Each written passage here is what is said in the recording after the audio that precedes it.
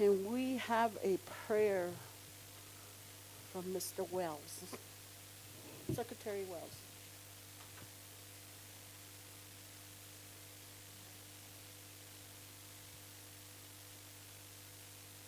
Our dying Father in heaven, humbly come before thee and this before thee.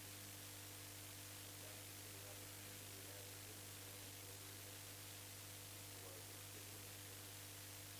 We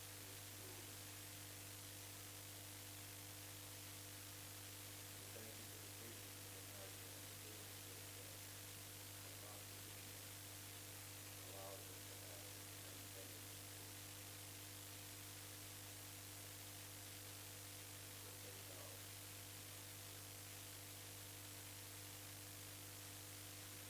We ask that thou would grant us this time that we might let our spirits be raised, that we may discuss and resolve the issues that are before us, those that we young men and the staff. Ask for guidance and direction in making decisions. These things we ask humbly in the name of thy Son, Jesus Christ. Amen. Board President, can I make a motion to adopt or approve the agenda as listed? I second.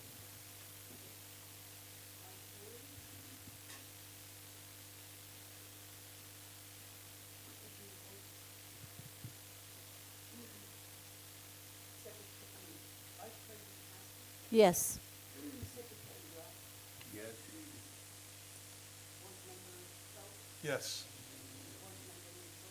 Yes. Yes. Standing right over here.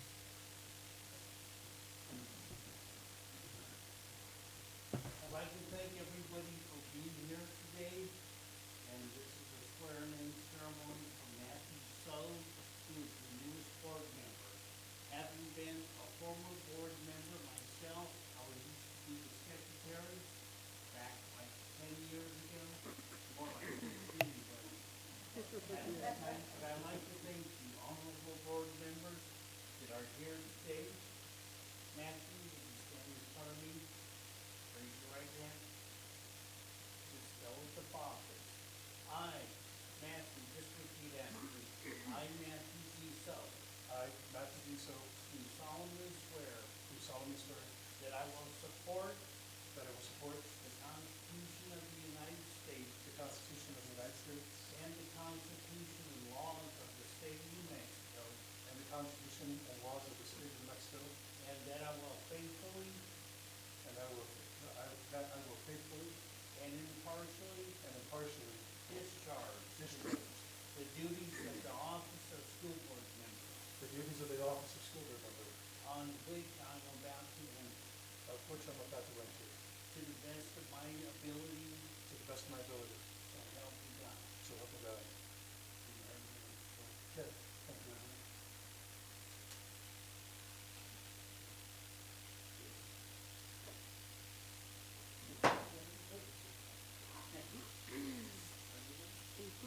Just the way I am. Thank you for that.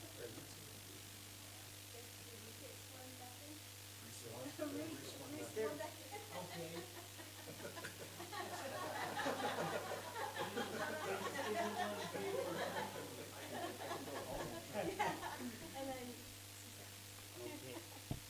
Suzanne Haskey,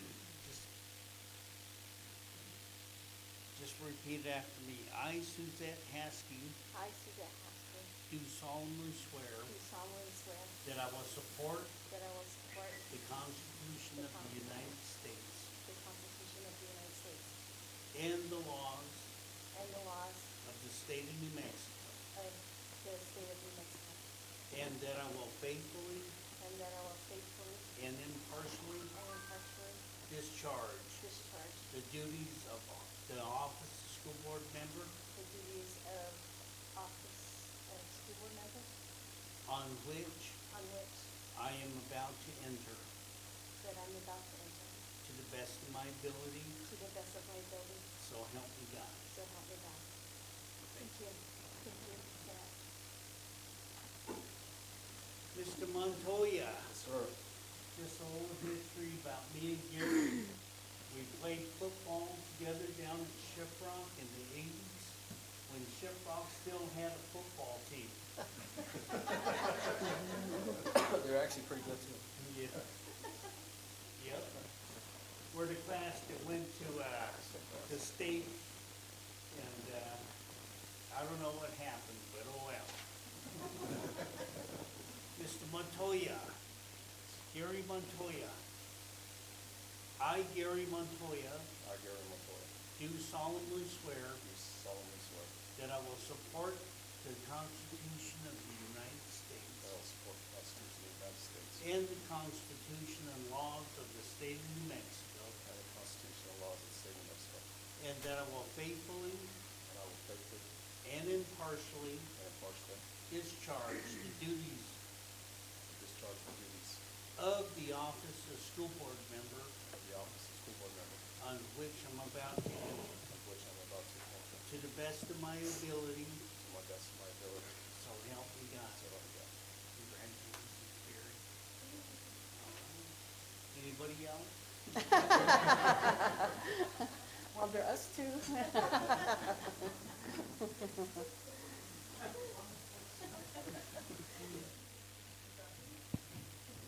You all have a good evening. Thank you, Judge King.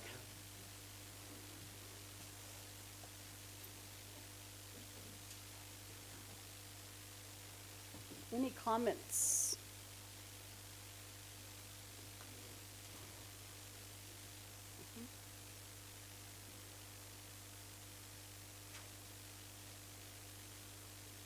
Oh, okay.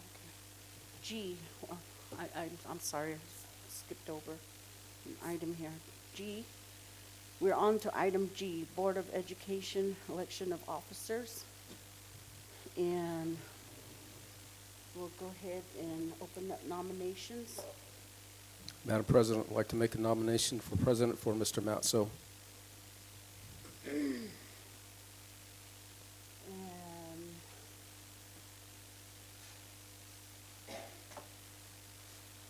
any second?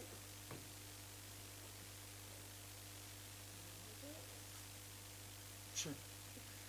All right, I'll accept the nomination. Well, we got a second. We need a second.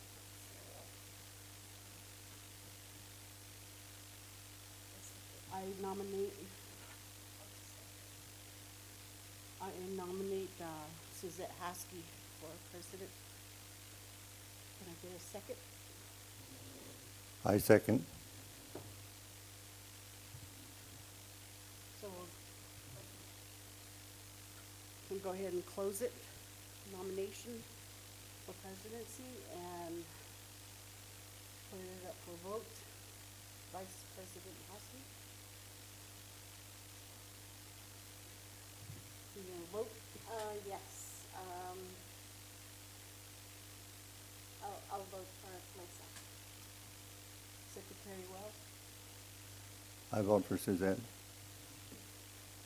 Mr. Soap, I'm going to vote for myself.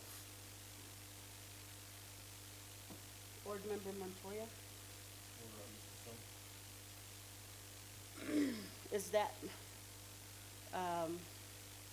legal? Since there was no second for nomination? Oh, okay, I'm sorry, I didn't hear that. And my vote is for Haskey, Suzette.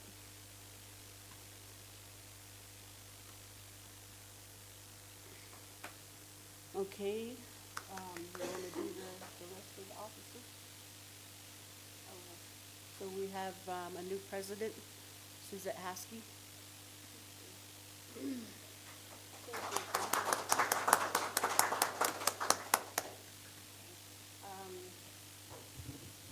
Thank you. Thank you, board members, for having faith in me. We will move on to nominations for vice president. Are there any nominations?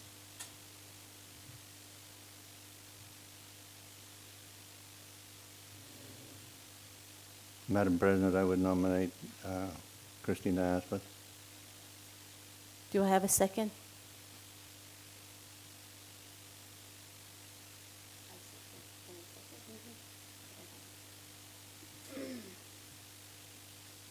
Do we have other nominations?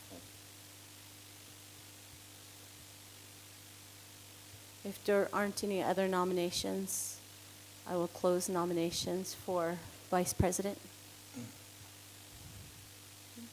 Okay, congratulations, Vice President Aspis. Oh, sorry. Okay, I'm jumping ahead of myself. Okay, we will vote to Secretary Wells, Yes. Board Member So, I vote yes. Board Member Montoya, Board Member Aspis. Yes. Okay. We have 4, and I vote yes, so 4 in favor, 1 opposed, 0 abstentions. Okay, now I'll move on to, congratulations. And we'll move on to any nominations for secretary. I nominate Mr. Wells. Do I have a second for?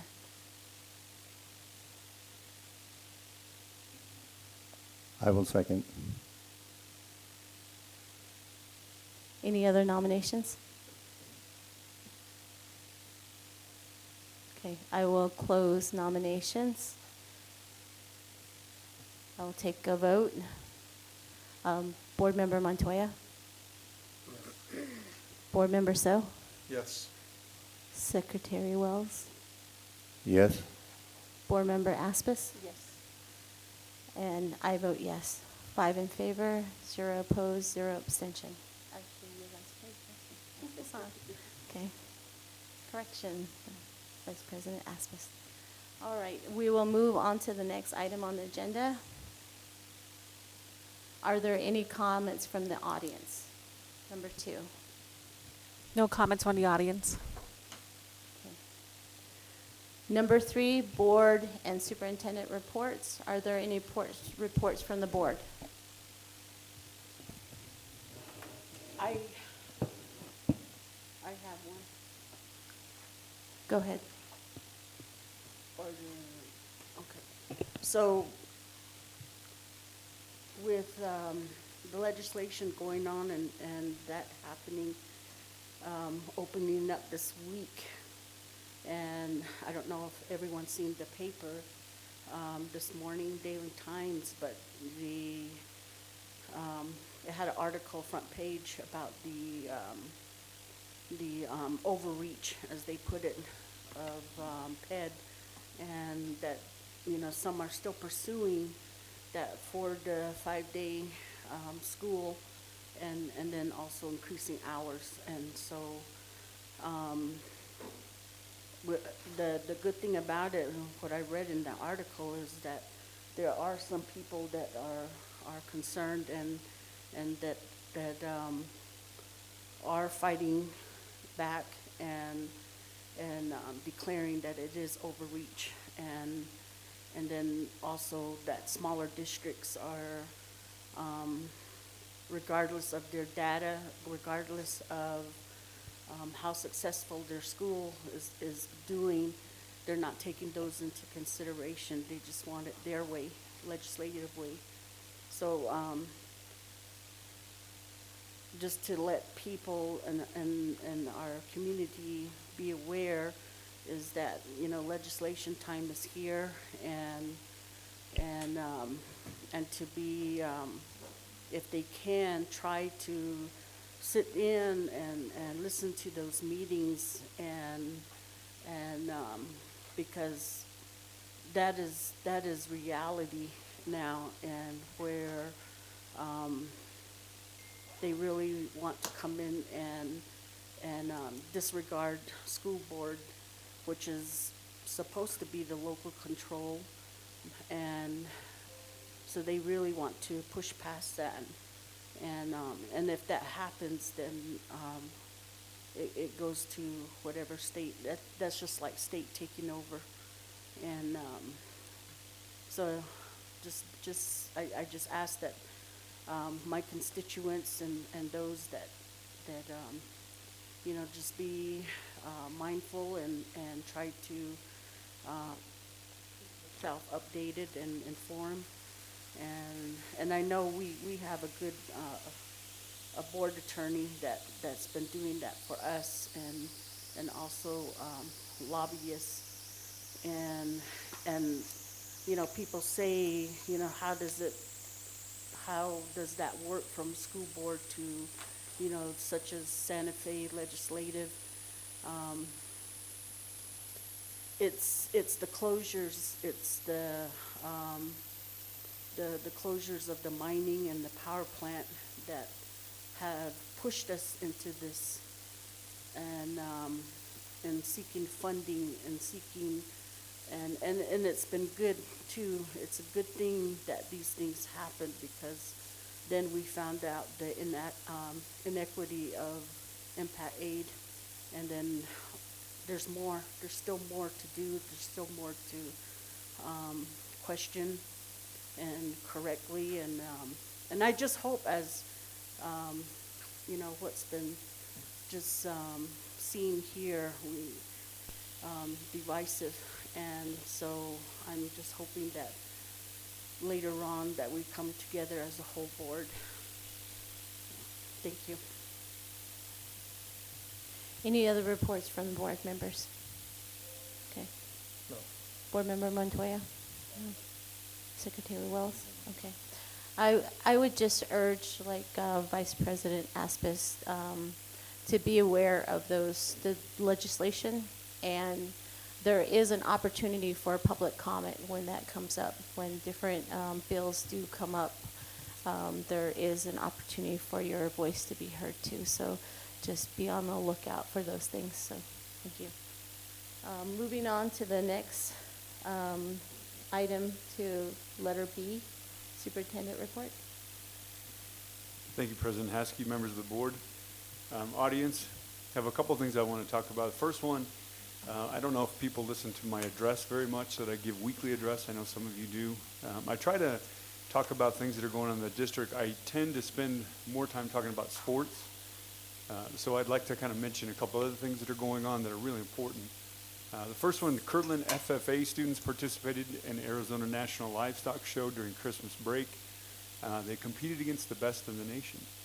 The maintenance crew was recognized for their hard work, which helped the students get national champion honors.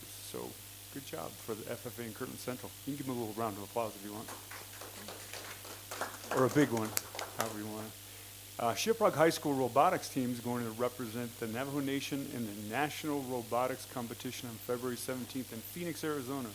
The team was informed by the First Tech Challenge program and will be officially informed on January 20th.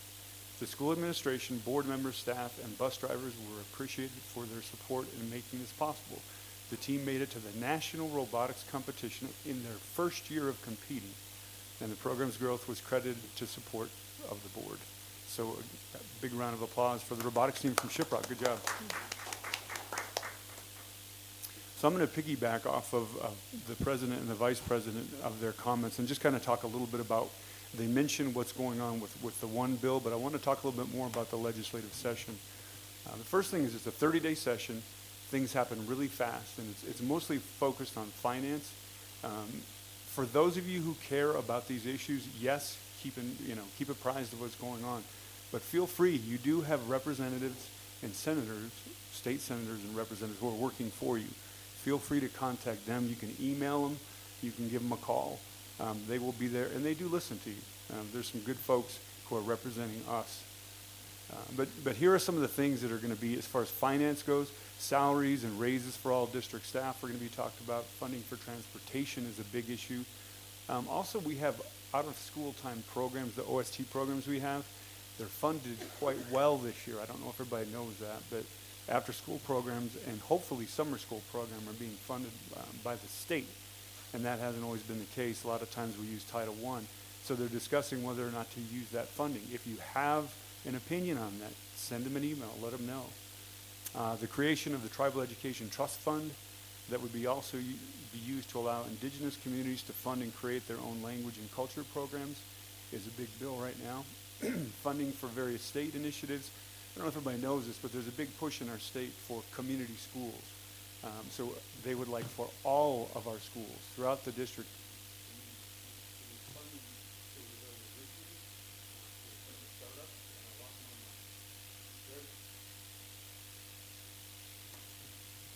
Sorry about that. We'll replace that in just a minute. Hopefully everybody got that. The last one was about community schools. Community schools is a big initiative by our state. Also, these bills are not finance centered, but I want to talk about them just real quick. One of those was about the school boards. Very important. Thank you for President, Vice President Aspis for talking about that bill. The state is trying to push things forward without going through school boards. And that's not what's supposed to happen. And so if you have a voice, you want to be heard on that, make sure your voice is heard. There's a couple bills out there that they're trying to push that say, look, we need local control by our school boards, not from the PED, not from the state. Another thing that's very important to most of the folks sitting in here who care about high school graduation, hopefully everybody cares about high school graduation, but I know we have principals here. There is a bill about graduation requirements. I don't know if everybody knows this, but last year the governor vetoed a bill that was passed, and that bill was about graduation requirements. There are a couple things. They wanted to lower the credits from 24 to 22, but they also wanted to change some of the requirements. Most importantly is that of, and I know high school principals, they hear about this and they definitely have opinions, it's about Algebra 2. And so there's two different thoughts out there, and among us, we can have an argument probably about it, I guarantee you. Some of us will say, we don't need Algebra 2. High school kids don't need Algebra 2. You're not necessarily wrong, that's your opinion. Others will say, you know what, what's more important is financial literacy. So this bill would get rid of the Algebra 2 requirement. You can still, of course, if you're college bound, you should be taking Algebra 2. However, if you're not, financial literacy is more important, and that's one of the things from that bill. And there's one more bill that's of interest to our area. It seeks to address the way that Indian education funds are distributed throughout the state. Right now, it's more of an equality thing, where everybody gets so much. Well, we're a large district and a large tribe. And so the funding would be commensurate to the size of the district. So it'd be more of an equitable funding than an equal funding. So that's another bill. So again, if you want to contact your senators and representatives, that would be very helpful. And pay attention to these, and I'll try to give you updates on my weekly address as well. So thanks, everybody, for listening to me.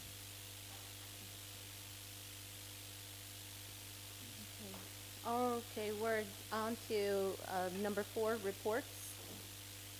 Letter A. I can't even need reading glasses. Pedro. How do you say it? Larinas? Yes. Are you online? Oh, Yeah, I'm here. Can you hear me? okay. Yes, we can hear you. Okay. Thank you, school board members, president, superintendent. Thank you so much for having me here today. I just have a unique trip request. Each year, our GRTC program is required to do a mandatory leadership camp. We combine with Coconino High School and 6 other high schools throughout the region to give our students a unique aspect of working with other students, other schools. And this year, well, once again, it's always hosted at the end of April. And because it is a trip that requires us to stay multiple nights it's Belmont, Arizona, but it's right outside of Flagstaff at a National Guard training center.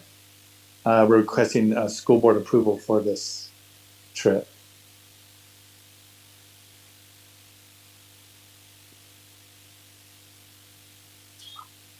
Any questions, board members?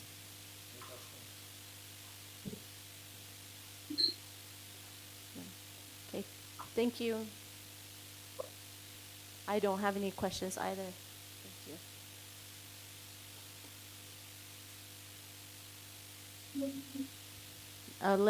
Letter B. Student athletic athlete retired jersey, again by Mr. Pedro Laribis. Actually, that's an error. It's by me. Yeah, it'll be Dr. Benedict. Yeah. Okay, thank you. So, good evening, President Haskey, Vice President Aspis, Secretary Wells, members Gary Montoya and Mr. So, and Superintendent Carlson. Mr. Peniagua, there's a game tonight, but he's online because he's the athletic coordinator. So if we have any additional questions, he can also answer them. But I'm bringing forth a request to retire a jersey of a former student from Kirtland Central High School. His name is Clifton Yazzie, and I know that you've all been to the games, and if you go on the way into the arena, the Bronco Arena, next to the store there is a glass case with his picture and some mementos, and also a student, his mom contacted me about retiring his jersey. And before you had just put this process in place, I had a student, his name is Evan Stevens, he's a very good artist. He's making a mural of the former student. And so we wanted to see if we're able to retire his jersey. I'm going to give you some background information. And we are hoping to do that on February 8th during the intermission for the Shiprock game and the game with Kirtland. So on January 20th in 2006, Clifton was one of 4 soldiers killed when a roadside bomb exploded near their Humvee. It was his second tour in Iraq. He started in the schools of Kirtland in 1989 and graduated in the spring of 2001. He was influenced and loved by all his coaches, including Coach Kaywood, Crum, Scott, Valdez, and Adair. He was an active member of the cross-country team, the basketball team, and the Dene Club. He was also a contributing member of the 2001 state champion boys basketball team. He also had a deep respect for Coach Christie, who had a profound impact on him. When leaving the military, he made sure, on leave from the military, he always came by to see his staff members and bring in souvenirs, and he had a strong heart for service. There was an article in the Times, Military Times, that, quote, says, during a game against a particularly aggressive Colorado team, one of the smaller freshman boys was intentionally fouled by a Colorado player, and Clifton Yazzie walked over to the opponent and stood up for the boy. Outside of school, Clifton grew up and contributed to his church, and he sang in the choir. Based on his contributions to Kirtland Central High School, the Kirtland community, and the United States, I ask for your support in retiring Clifton's basketball jersey, number 42.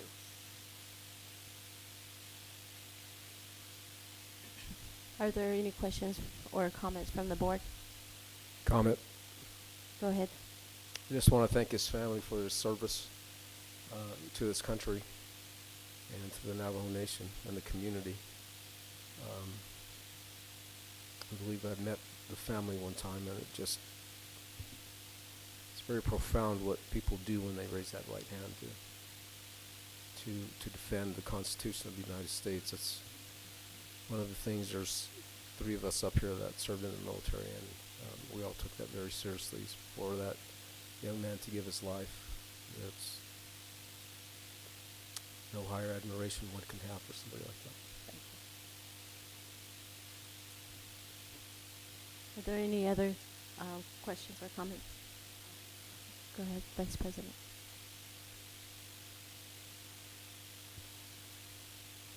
So,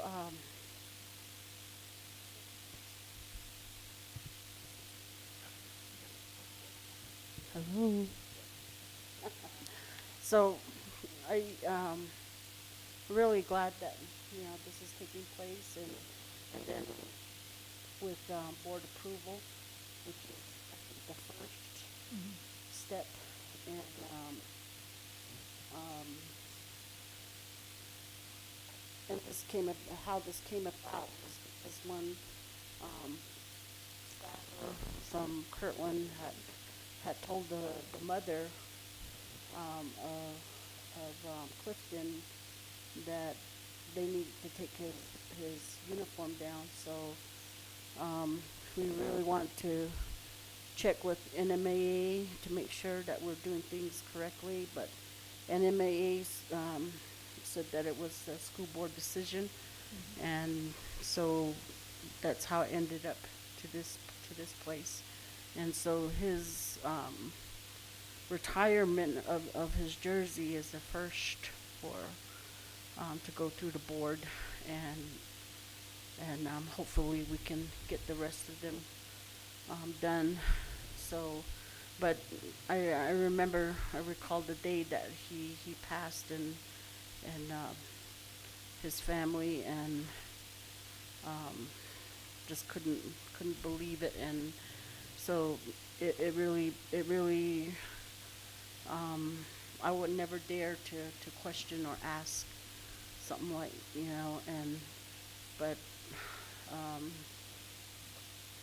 because he paid the ultimate price, and so hopefully this I seen the parents already, and they're pretty happy, and I think just the memory, yeah, I think they're pretty happy. So thank you. Thank you for your support. As principal, thank you for Thank you. coordinating and doing what you did. Thank you. Oh, hold on, Dr. Benedict.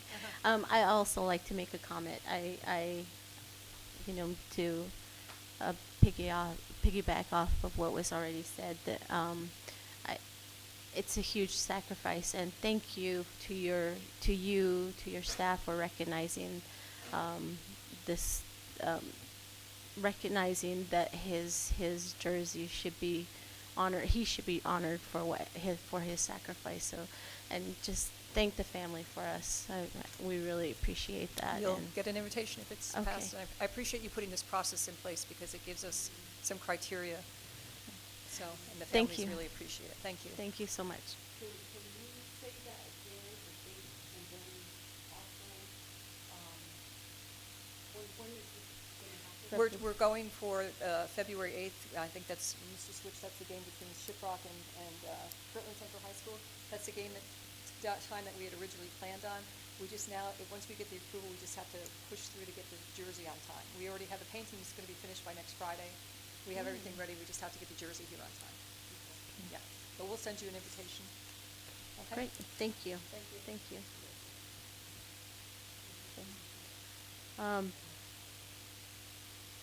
Is there something you wanted to add? No?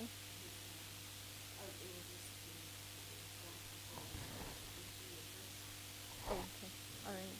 Superintendent, if you could include that in your weekly address, that would be great. Thank you. Okay, letter C, graduation progress presentation by high school principals.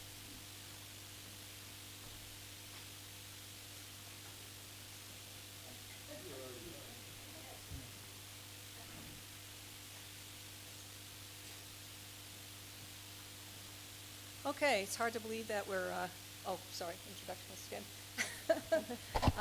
Good evening, President Haskey, Vice President Aspis, Secretary Wells, board members Montoya, and also the audience in the community. It's really gone so fast, it's hard to believe that we're talking about graduation, but here it is upon us. And this is the format that we use, the template that we used last year, all the high schools are using. So we currently have 149 seniors. One met graduation requirements this past December, just last month. 11 students moved up to senior status. 2 students will be graduating with a degree in liberal arts, so they have a dual degree. And 1 will be graduation requirements by the summer or December of 2024. We're guesstimating right now based on exams and credits, and we review this every week, that there'll probably be about 145 students walking in May. But again, those 4 students, just like last year, could pull it out at the last minute and hopefully walk across the stage. The interventions that we use, after school credit recovery, which just started up again today, tutoring online through our credit recovery program. We have SPED support. We have an advisory dashboard that I've talked about in the past. The teachers meet with the students and they do a wellness check during advisory. We also have a SIT committee that meets every Monday. Those are attendance clerks, counselors, the front office administrative staff going through all the failures and wellness checks and everything to make sure that students are receiving the support that they need.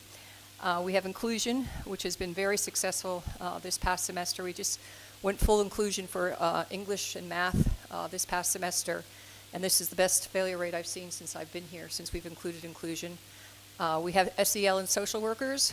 We have restorative solutions. We have one-on-one support, attendance incentives. We're getting ready to do our first award assembly for the first semester on the 31st of January. Where we'll be giving away bikes and weighted blankets and boards and all different kinds of things based on an AB honor roll and also attendance. Our attendance, I'm happy to say, has increased a full percentage point, which is very difficult to do at the high school level. So we're currently sitting at 93, between 93 and 94% attendance. Elective credit retention, we have mentors, that's the Ignite program, and also teachers who are assigned, and front offices assigned to particular students who need extra support. We do robocalls, meeting with parents, seniors letters, and that CCR is college readiness support, where they meet with Mr. Ticini, and we make sure that they have their FAFSAs filled out, that they are on track for graduation, that they have their letters into their college. So that's what we're doing at Kirtland. Thank you, Dr. Benedict. Are there any questions or comments from the board? Question, Go ahead. Dr. Benedict. Uh-huh. In respects to the attendance incentives and awards, where is that funding coming from? We have an actual line item for student incentives. Okay, very good, thank you. Yes. And I did send out, I don't know if you received it or not, but just my graduation letters. Did that go to them, Sharon? I don't know if they have any questions. I sent that to all of you also. I know it's early to do this, but it's just like the overview of where you're going to be, who's going to be on stage, the letters regarding graduation, all that kind of thing. But I haven't given the dates below yet for senior awards and finals and computers and all that kind of thing, because it's just too early to do that. But that's sent to you if you have any questions, and you'll have more information as we get closer to the date. Okay? Any questions? Are there any other questions or comments? Go ahead. Sounds like everyone at Kirtland Central is working very hard to get these seniors across the line. Yes. I commend you Thank you. and your staff. Thank you. Job well done. Thank you very much. Go ahead. So, your grading system, is that still? Your grading system, is that not the 50% that, No, it's the real deal. That's Okay. What they get is what they get. okay, and, also, I know that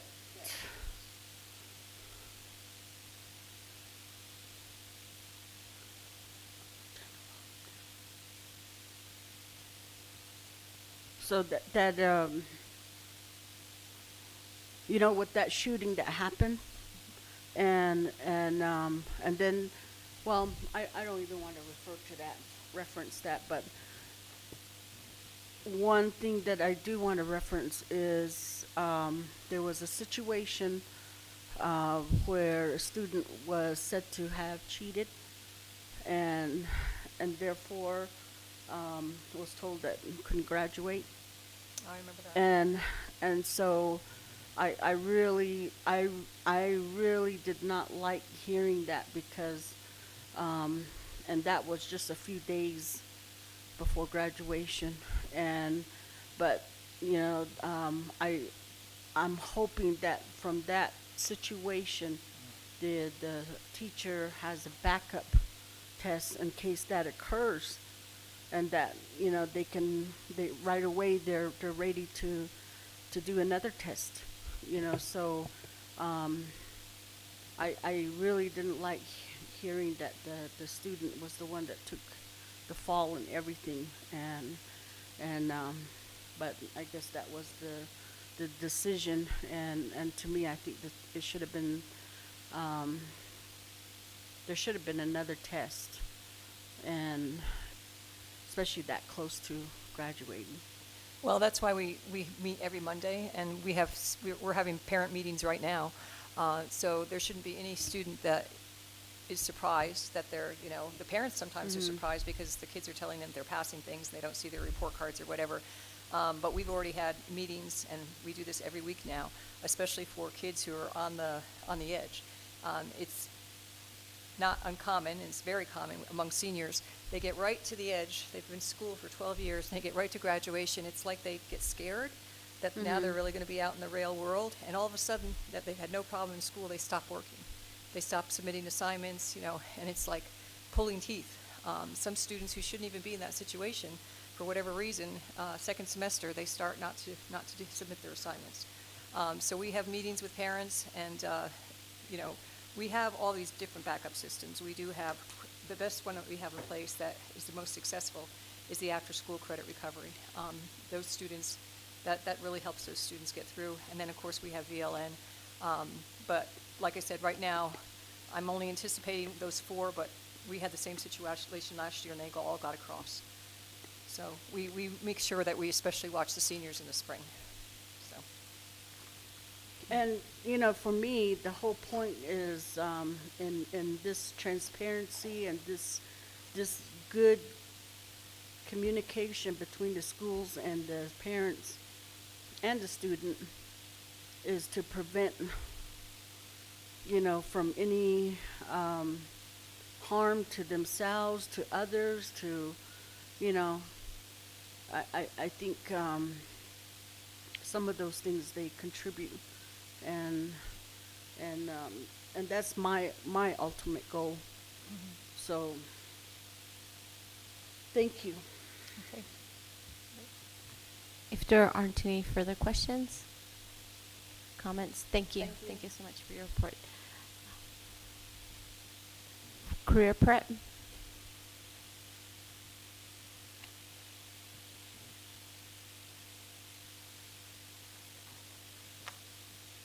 Good evening, board members. Congratulations, President Haskey and Vice President Aspis, Secretary Mr. Wells, and Mr. So. Good to meet you, sir, and Mr. Montoya. Thank you. My name is Dane Gallagher. I'm principal at Career Prep High School. So this year, I'd like to touch base real quick first. We ended up having 49 graduates last year out of Career Prep, and that's the largest graduating class we could remember. So congratulations to the staff and all the hard work they put in to make sure that we got that many kids across the stage last year. We're sitting in a very similar place this year. We started the year with 44 seniors. We've already had 16 of those students have met the graduation requirements, 4 in the first quarter, and then another 12 at the end of the semester. Part of the reason we're able to do these things is because we have flexible scheduling. We have the block schedule. We also have night school classes, so we do a good job of building credits. Right now, we're in really good shape. I have 25 students on track more to graduate that need less than 4 credits. And the way we're set up in a block schedule, we get 4 credits per semester. We have 4 more possible with 4.5 to 5 credits. So with just a little bit of help, we should be able to push those through also, which will get us back to about 45 students again this year in May. Right now, we have graduation plans in place. Once again, we're going to be at the Performing Arts Center. We'll lead off again this year on the 22nd. Graduation voting items have been complete. Caps and gowns have been ordered. Just waiting on some of the diplomas right now because I knew that we were going to have elections, so there wasn't any reason to order them any earlier. All possible graduates, we do a kind of a 3-tiered monitoring. There's myself, there's the counselor, and also the senior sponsors meet with them every day. We have an advisory class. So we meet with them weekly. Like Ms. Aspis said, I mean, last thing we want to do is get to the last minute there and have something go wrong and not be able to get a kid across the stage. So we work really hard at trying to make sure that we get those things there. All right. Thank you. Any questions or comments from the board? I have a comment. Go ahead. I want to commend you, uh, Mr. Gallagher for, first of all, I want to say that the fact that Central Consolidated School District had provided this opportunity for kids who, for whatever reason, were not able to finish their graduation in time and then to come back and be able to finish that and accomplish that, I think is a marvelous program. And kudos to you and to your staff for helping these young people go through and complete and have the opportunity to feel that they have accomplished something for themselves. Thank you. Are there any additional comments or questions? Question. Yes, go ahead. In respect to the rigor, as far as that's concerned with the students that you said and the word you use, I think, push them across the stage. And I'm looking at, obviously, you said night schools here, summer school. What are we offering in the way of tutoring for these kids, for these students? We're very fortunate to have smaller classes, so we do a lot of what we call level 2 instruction, which is individualized instruction. We do have some tutoring, but more than that, we have a lot more individualized instruction. And then, like I said, the night school classes, which are they're not designed to circumvent the seat time. They're just, because kids have already failed the class, but we go back in, we look at the standards, we look at the kids, and we try to fill in those gaps. So that's more of the things that we do there. We do have, the SEL monitoring with social workers and things too. So sometimes that's pretty critical too. So are you, just as Kirtland, utilizing the grading system? The Oh, yeah. number? Yes. Okay. Yeah, we're on a traditional grading system. All right. Thank you. Are there any additional questions, comments? Go ahead. So, I know as far as career prep, you guys are a little different than the other high schools, and I don't see anything here as far as where the other schools they have college days or some sort of where they can look at trade schools and different universities or. And I don't see that in your presentation here. Is there anything that I would think more so these students here would need some type of help into getting into either a trade school or and I see that a lot of the healthcare as far as nurses, CNAs, things like that, they're having accelerated programs, and it's just a matter of finding who does and I would think that would be a path that could be helpful for them, as some of these are parents, so I'm just wondering what do you do?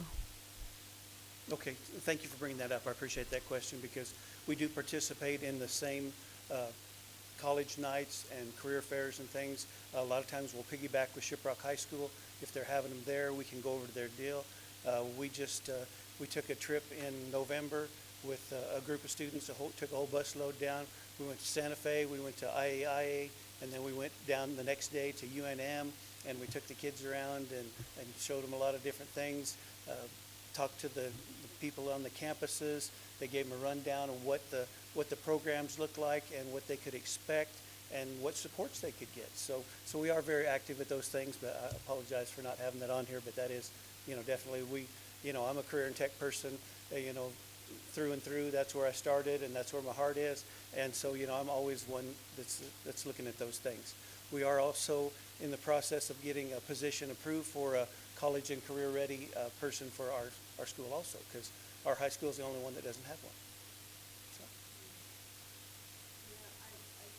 So. You know, I don't know what those reasons were and why it wasn't, those positions weren't there or those people weren't there, but I think we've come into a time where, you know, from the traditional, you know, we have these situations, and that it doesn't mean that, you know, that's it. You know, a lot of them can go on, you know, to trade school and even universities. So I just hope that we are the ones offering and opening that door for them. Thank you. Thank you for your report. Newcomb High School or? Okay, thank you.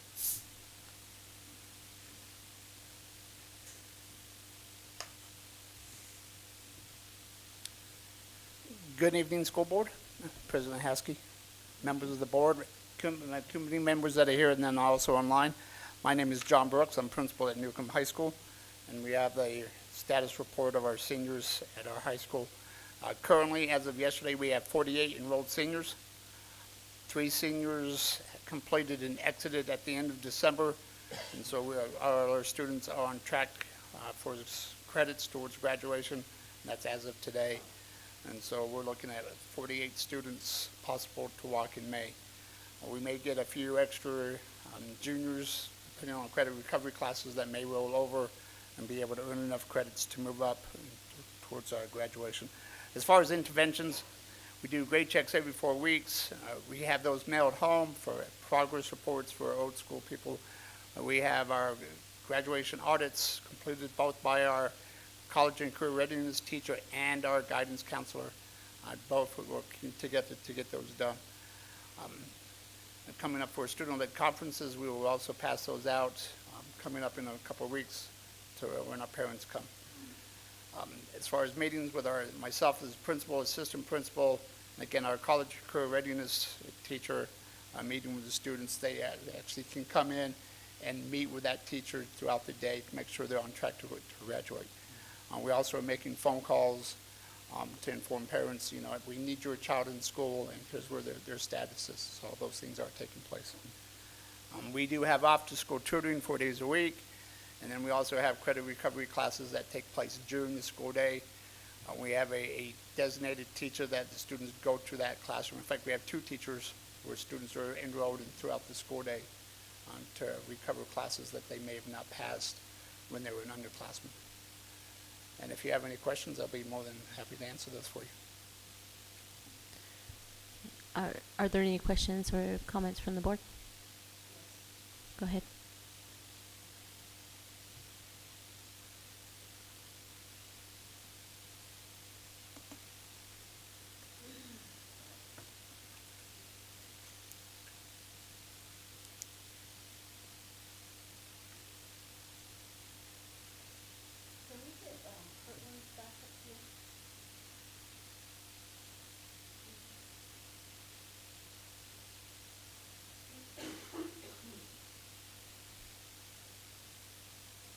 So, I'm looking at Kirtland because it seems like it's very thorough. And, so is there any of those bullet points that you guys have on your presentation that you could talk about, like status report? All right, so sure. So our special ed department consists of 2 teachers, and so they obviously also check on the students they have enrolled. In fact, one of our early graduates is a special ed student that was able to complete their credits, and so they're finished. Obviously, we have a lot of the same things, you know, using the technology, the robocalls, sending out information about attendance, and informing parents of meetings, especially for our seniors when they have meetings. And when we have senior class meetings with parents, especially with our seniors and juniors. I attend those to give, information out to them about the importance of coming to school and about grades and about access to Power School. And so parents are, they can check students' grades at any time. So, this legislation, that came up when we talked about community, Community schools. community schools, is community that kind of speaks to that, the student wellness. What do you have that we can? So as far as, we do have in addition to our guidance counselor, we also do have a social worker that checks on students. And so if we have teachers or myself, if we have a student we're concerned about, we will refer them to that individual, and he'll meet with that student just to, sometimes as an informal basis, just to check on how they're doing. And then also sometimes they'll do a more formal sit down and just help those students throughout, to get through what's going on in their lives. And then also with, the,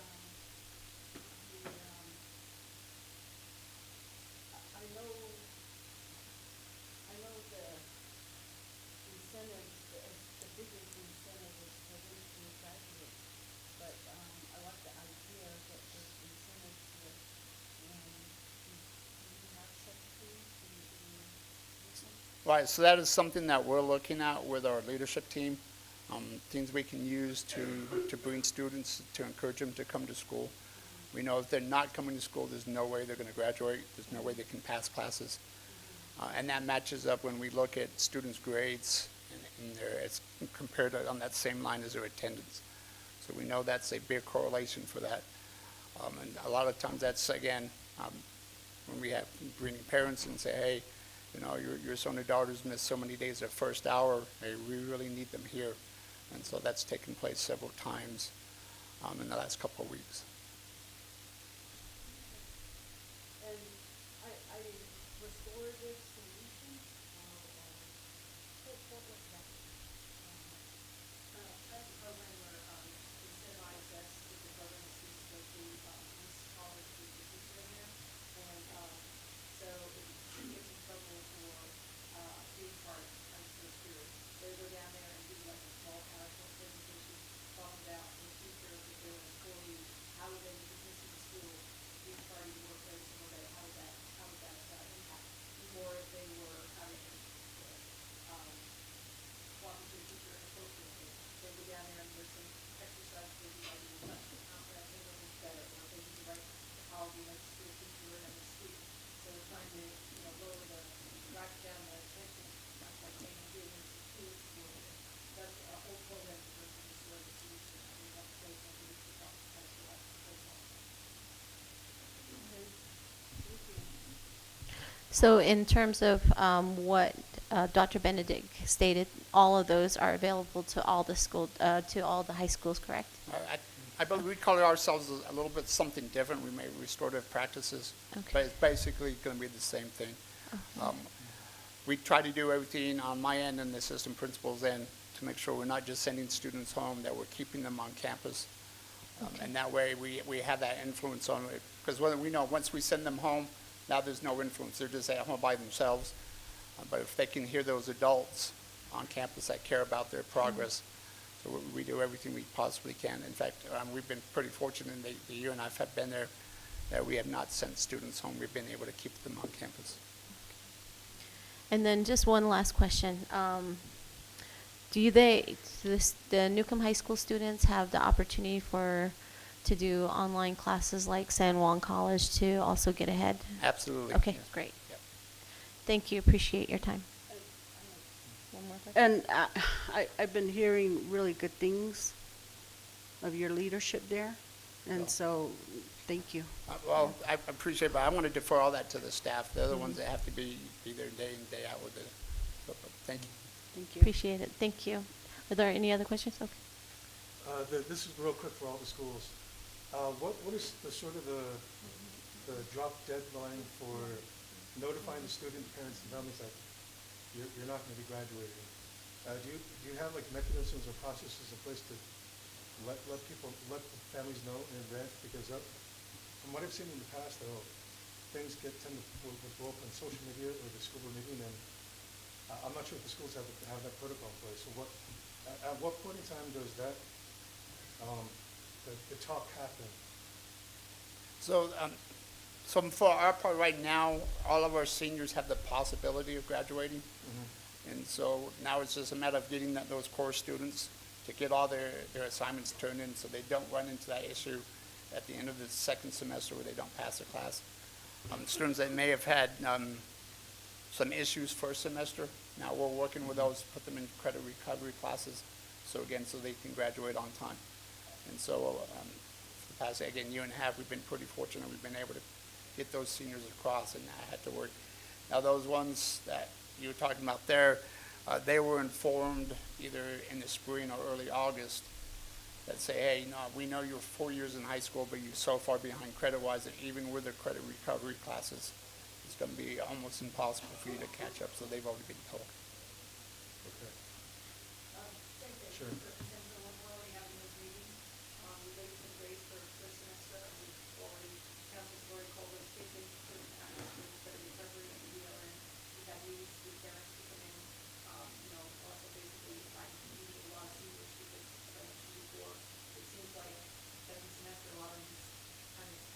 Senioritis really bad and don't want to put the work in. So it's a constant, we review every month and we're constantly in contact with them. Okay. I have a comment. Okay, go ahead. So, as Mr. So had brought up, this situation happened, and had I taken the word of, the counselor at that time and accepted that my daughter wasn't going to graduate, and she wouldn't have graduated. Instead, I started questioning. Instead, I started demanding questions and answers about credits that she supposedly had, but they lost record of it. And so then I started asking the counselor, making him accountable. And then he finally referred us to credit recovery, and which at that time was through BYU, and that's a college. Right. And so that was, and the way he talked to us about it and said, "Oh, your daughter can fly right through it, and she'll probably be done in 3 weeks. She'll be fine." That sucker was hard. Right.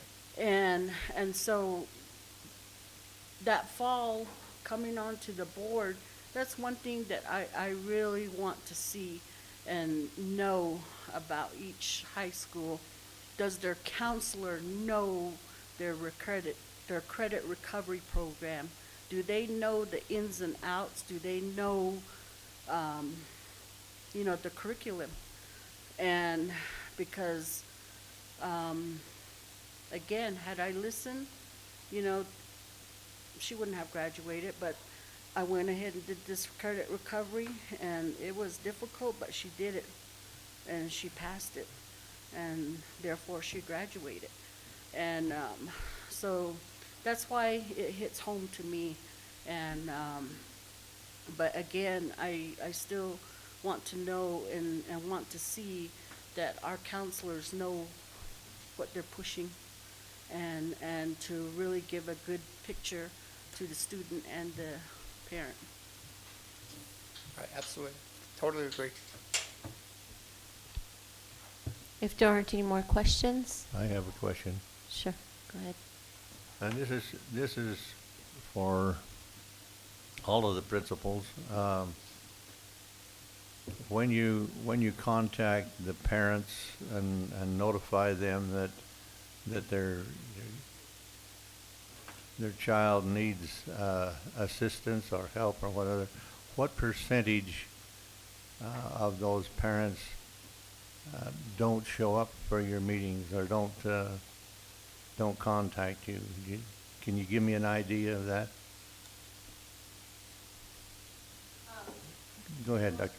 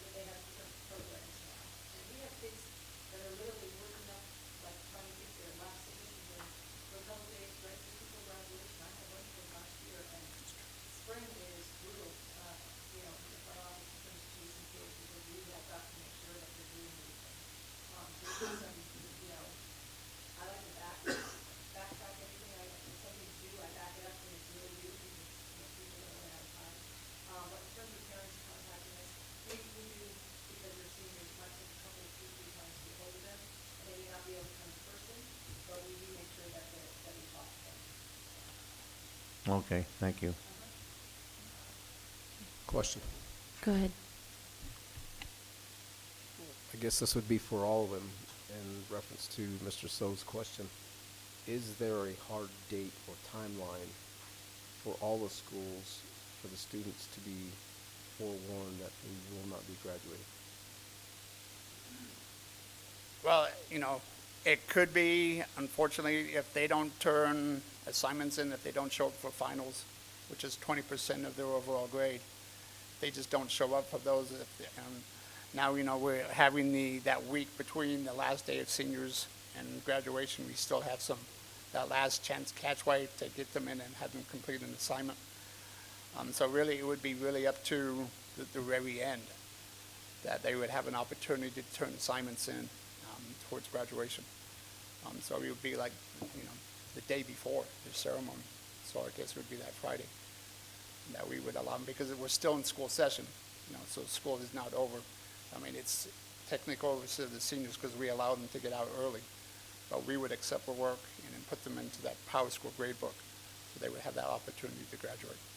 The only way, again, those seniors that are just so far behind, if they're 12 credits behind and now it's second semester and it's just not even with credit recovery, just, you know, if they're having to take, you know, 15 classes this semester, and that they wouldn't, but they've been told, hey, you're just too far behind. You'll have to come back in August.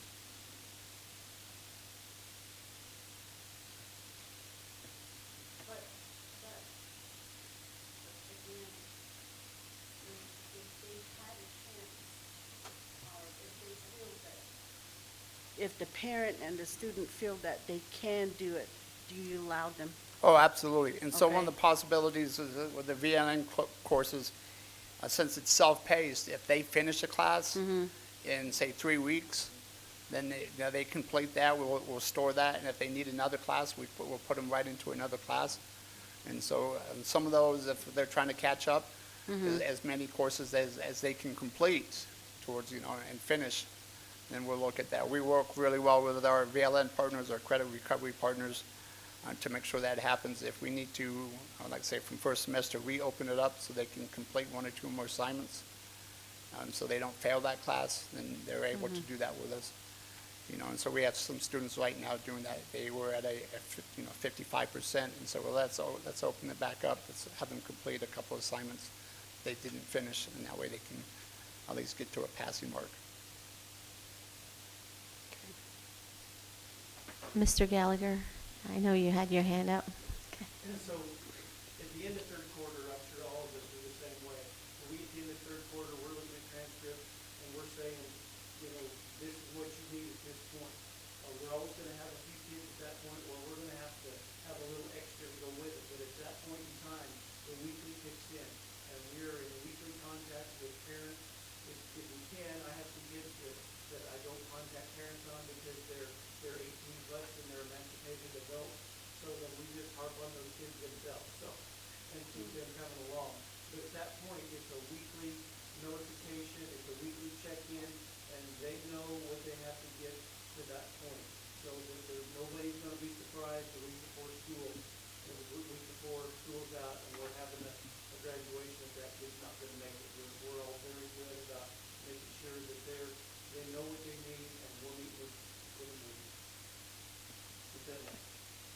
I would just like to add, as far as, communicating with parents, something I've had to do several times is tell students, hey, if you are not receiving the robocalls and text messages from the district that we're sending out for bad weather days, that means we don't have your correct phone number. And I know Mr. Carlson, and he also put that in his weekly address, saying, hey, parents, make sure you're updated. So I've had to do that several times now, especially now we're into bad weather.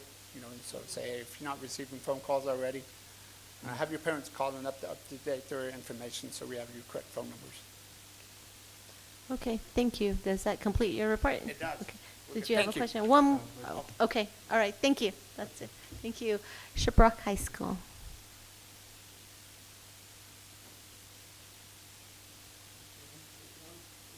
Good evening, Board President Haskey, Vice President Aspas, and board members. I first want to apologize for not being able to be there in person. I had a family funeral today that I could not miss, so I'm really sorry I couldn't make it down there. Shiprock High School, this year we currently have 125 seniors. 9 of our students have already graduated and met graduation requirements. 112 are on track to graduate if they pass all their classes. 4 seniors may need summer school to complete. Again, just like the other schools, these students came in 10, 12 credits behind, even though they were H4s. However, we are still working with them. And I'll get to that in a minute on how they still might be able to complete, but they are just on that red bubble right now and may need summer school.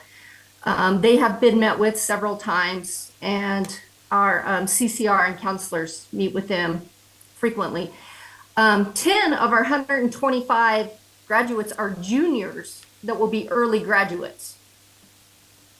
As of today, we have 64 seniors who have completed 168 college classes. Those aren't credits, those are classes. So if you equate each of those to an average of 3 credits, they have completed nearly 900 credits so far as of this year, and they're still taking classes this semester. 1 senior will complete their associate degree by May. And so right now we have 121 strong possible students to walk in May and 4 more that we're still working with. So I made some notes here as I was listening to everyone, but I want to go over what we were able to fit on our intervention sheet. Graduation grade checks are done every 2 weeks through the SIT team, and we perform those all year. And we don't only look at seniors, we look at all students to see where they are with their attendance, with their grades. If we have anyone with major discipline infractions, which we don't have a lot of this year, we send letters to parents on attendance and on grades. We have meetings with the counselor, myself, the assistant principal, and the college and career coordinator. We had the opportunity this year, we sat down at the end of last year and talked as a staff about how we could provide our students with more support during the day. We are on a block schedule. However, what we did with that block schedule is we shaved off just a few minutes and then some passing period minutes, and we have put an intervention period at the end of the day. So what this intervention period consists of are credit recovery courses. A student can take a new credit recovery course every quarter. There are also athletics. There are gifted classes being offered. There are elective classes that students might not be able to put into their regular schedule being offered. And so we've really been able to focus on any credit recovery through that intervention period. We have almost no students taking any online credit recovery. It's all done through our intervention hour with credit recovery with the teacher one-on-one. They also have that time to complete additional college coursework, so they might have a dual credit course during that time. Like I said, we use a block schedule to allow students to gain more credits each year and to allow for more college credits and time to make up their credits. We have lunch and after school programs for tutoring. If a student needs more credit recovery than what they could pick up during our intervention time. We have worked with a couple of those and with Mr. Gallagher, if there's room in his night school classes for those students to do a night school class on top of their intervention credit recovery time. One of the things that we have found very effective this year and beneficial is we are having senior parent meetings once a month. Miss Lake is very good at getting that information out to parents. We've had good attendance in those meetings. We've been able to plan a very strong end of year educational trip. We are offering FOSPA trainings for parents. We're walking them through those FOSPA forms. So if their students are going to a technical school or to college, that's all done. We're able to keep them very informed about graduation and what is going on with graduation as far as class colors, when graduation is, how they're going to decorate, those types of items. Our gifted students are now doing peer tutoring for younger students. Some of those gifted students are seniors, some of them lower grades. As far as meeting with parents, and if the parent doesn't want to show up, excuse me, you guys asked about how we made sure that happened. We just pretty much, unless the student's emancipated, we pretty much mandate you, we have got to get a parent in here, and we just keep calling and we just keep saying, you really need to come in, we need to sit down and talk. So we can lay out a plan for the student. This might happen as early as the first quarter. Say the student fails a dual credit course they needed to graduate. The first quarter, they've already had to withdraw from the class. We're going to get right on top of that, get the parent in. The student has to have a dual credit honors class to graduate. So we need to make a plan. How do we want that plan to look? And we'll start to work on that plan as early as the first quarter, and then stay in constant contact with that parent or parents. Our CCR and our senior counselor work very closely together. They'll come into my office at least once a quarter or more with a 4-inch binder that has every senior's information broken down in detail, all the classes they've taken, the credits they have. They've combed through those transcripts with a fine-tooth comb, and we go over where everybody stands. So those are all things that have been very beneficial. The 4 students who are on the bubble, they came in on the bubble. A couple of them transferred in. A couple of them have had some attendance issues in the past, and so we're working very strongly with them to get them back on track. And when necessary, sometimes they're going over to career prep and making up some more credits. And some of them even returning back from there to graduate with us. So are there any questions? Board members, do you have any questions or comments? I have a comment. Go ahead. So, Ms. Gallagher, what about the special ed? How are you helping, assisting them to graduate? So we have full inclusion for most of our special ed students, except for life skills and autism. However, I think in this year's graduating class, we have 5 life skills students who are graduating. They do work daily with their instructors in close environment. That's between life skills and autism, I guess. I have 5 that are graduating. The other special ed students they're included in the normal classroom, and we have push-in teachers who come in the classroom, work with those students, and they can pull out to resource if they need even additional help outside of the classroom to take tests, to maybe make up an assignment they missed. But our teachers are in the classroom quite frequently. Our special ed teachers go into the normal classroom to work with students. And your grading? We've been on a traditional for 2 years now. Okay. Thank you. Thank you. Okay. Any other questions or comments? Okay. Ms. Gallagher? Mm-hmm. Could you send us the updated presentation that's being projected? The one that we have in our board packet is not the same one. And I also like to express my condolences. Thank you. Thank you. If there aren't any other questions or comments, thank you, principals, for your report.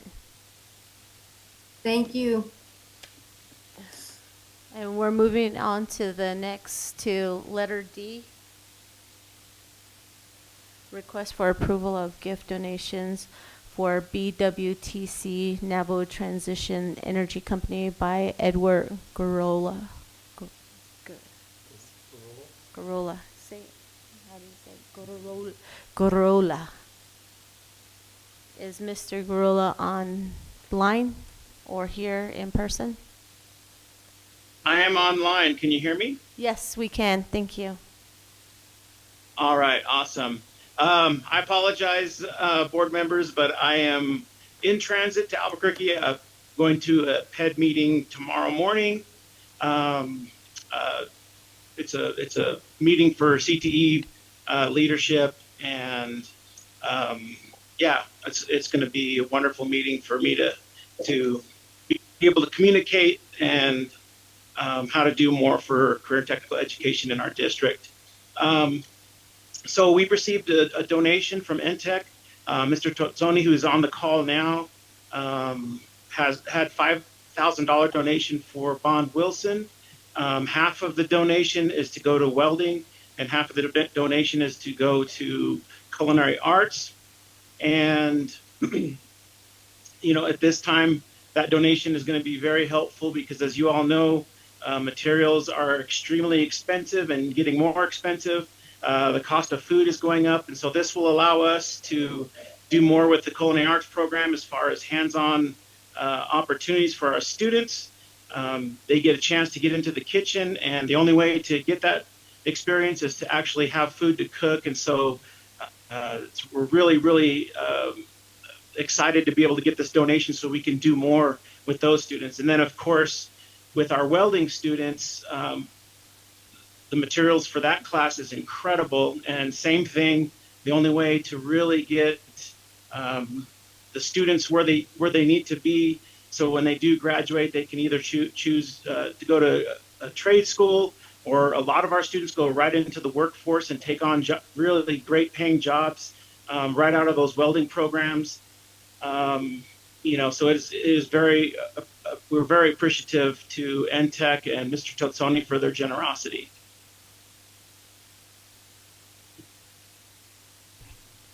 Board members, do you have any questions or comments? Okay. Just thank you to Intech. Okay. Thank you so much. Thank you to Intech, and thank you, Mr. Garola, for your report. Thank you. Much Moving appreciated. on. Thank you. Moving on to letter E, mid-year report by ESS by Joseph Fitzgerald, Robert Baker, and Delvina Etzity.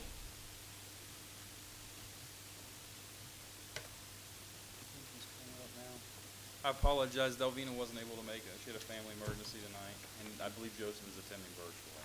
So, yeah, I'm Robert. It's a pleasure to meet you. Thanks for having me, Superintendent Carlson, ladies and gentlemen of the board. I appreciate it. So this was a good year for ESS, and I'm happy to report so far where we're at.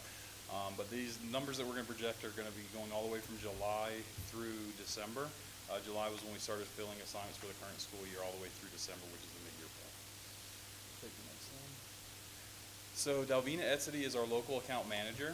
I am the new regional manager out of New Mexico. Joseph Fitzgerald is the vice president of operations and supports the area as well. And Rick Sanchez is our executive vice president of Western States. So this is your full support team for this district. So we're going to compare key measures and results from this year to last year. When we look at this year's numbers from July to December of 2023, we have filled a total of 10,186 absences, and we have had a total of 864 unfilled absences for a total fill rate of 92%. When we compare that to the prior year in the same time period, There were 8,746 filled absences, 1,135 unfilled absences, for a total fill rate of 88%. The filled absence increase is a gain of 1,440, which is a 16% increase over the total volume of absences. As far as substitute engagement, we've been working very heavily to engage our substitutes and to recruit new substitutes. So we've hired a total of 60 new substitutes since July 1st of 2023, bringing our total active substitutes in the district up to 305. The highlights are that we have paid out sub-survey incentives. So we've reached out to subs and incentivized them to give us knowledge or feedback about what is working during the recruiting process, how we can streamline it, how we can make it more effective, what we can do to help them out.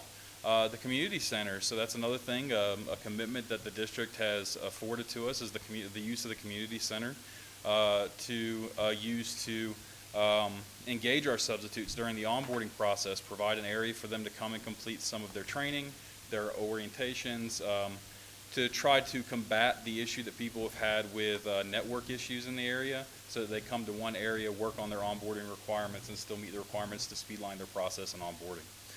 And then we're also adding one additional support member. That person is interviewing for next week to provide even more support on site so that we can continue to engage out in the local community. Native American subs that are on staff equate to over 92% of our sub staff, which is great. It's a wonderful percentage to have in this area, and then 100% of which are communities members. And currently we have over 42 long-term positions filled with the district. Some other engagement is that we are paying for the notary public sponsorship for one of our substitute admin staff members that works in the district office. Multiple ESS staff members have been hired to work directly for the district. We've had one recipient, Rosel Benally, is a recipient of the $100 Amex e-gift card for the fall sub-survey raffle. And then Gene Fred was, we're very proud of that, is the winner of the ESS Substitute of the Year Award for 2023. So we're very proud of that with our engagement here. Benefits of working as an ESS substitute. So some of the reasons why substitutes decide to come and work for us are that we offer weekly pay. We direct deposit their pay to their accounts every Friday. We offer them the option to enroll in a benefits program. We have multiple benefits programs available. They can choose from health, vision, dental, life insurance, 401k. They can choose one, none, or all, whichever package works for them. We offer incentives to take assignments just to try to engage them more frequently, such as gift cards, Apple Watches, TVs, iPads, laptops. And the winners of those can be found on our website and on all of our social media pages. We have a referral program that pays $100 for every successful referral for a substitute that takes assignments in the district. We have an ESS marketplace for our employees that they get great discounts on a number of things. It could be something as simple as local restaurants, it could be concerts, it could be travel discounts, rental cars, you name it. We've got a number of different discounts. We have live support, newsletters, outreach that go out on a regular basis. We offer paid sick leave. We have online user-friendly scheduling and regional support team access from 6 a.m. to 5 p.m. if they need any assistance. And then, of course, we do an annual appreciation event with the next one planned for spring of 2024.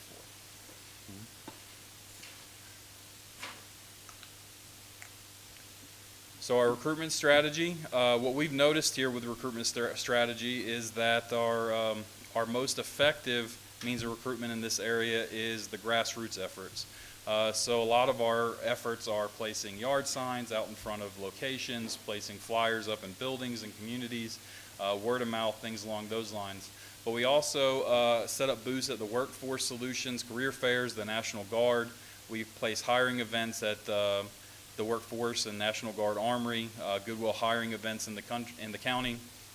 And then, of course, we have our application link on the district homepage. We have a landing page specific to this district. We place job postings on Indeed.com as well as social media posts on a regular basis. So.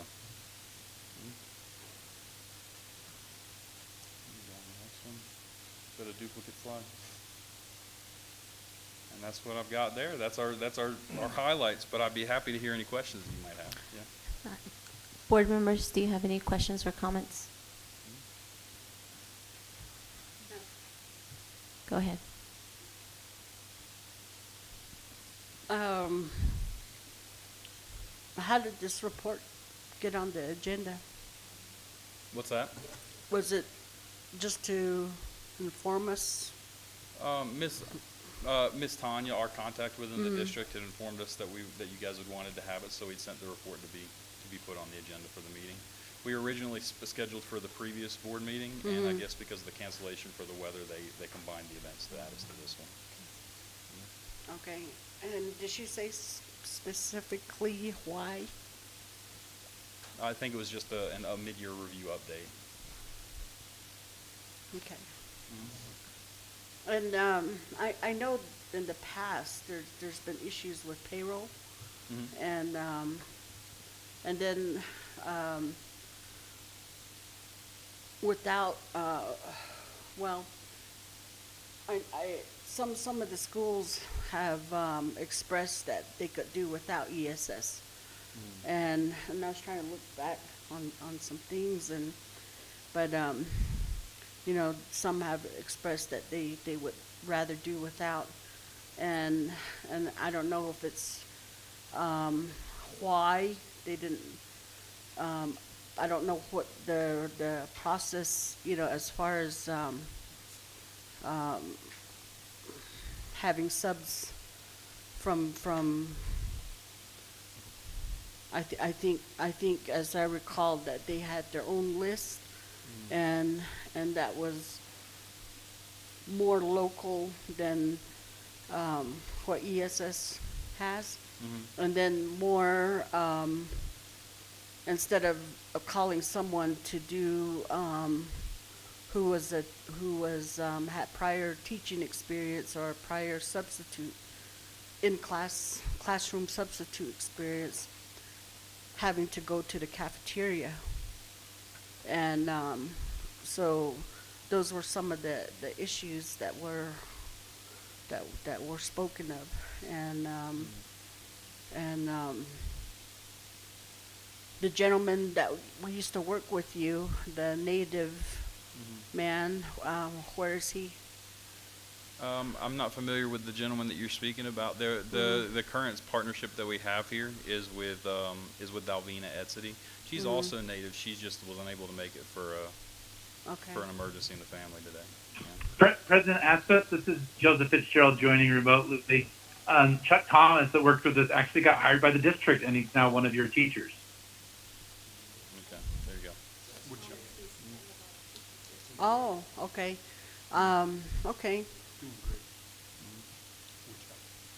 Okay, yeah, and I think that was the last thorough report that we got, you know, and but a lot of that was expressed to him that, and I really don't know what the procedure is now or how it differs now, but I still get those, you know, and they really would rather just go back to the old system, and so you know, just to be transparent with you as well, you know, that I still get those complaints. I appreciate you bringing that up. To kind of touch on a couple of the things that you talked about there. You talked about the original payroll issues, and it's interesting you brought that up because there's a defining moment, I believe, when things really took a turn for the better in this district. It was in October when we worked with the district to implement a new payroll system for our substitutes to make it easier and streamline the process for them to make sure they could eliminate those payroll issues. And we've noticed that there have been, I wouldn't say consistently none, we still have an occasional issue that we have to research and find, but almost none payroll issues since we've done that. And in addition to doing that, I guess I should say in correspondence with doing that, we've noticed a trend where at the beginning or the start of the school year where we were looking at fill rate percentages more in line with what they were last year at around 88%, 85 to 88%, that the fill rates when we started to address that streamline payment issue have increased between 95 to 100%, more often leaning in the 100% range, 99% to 100% on a daily basis.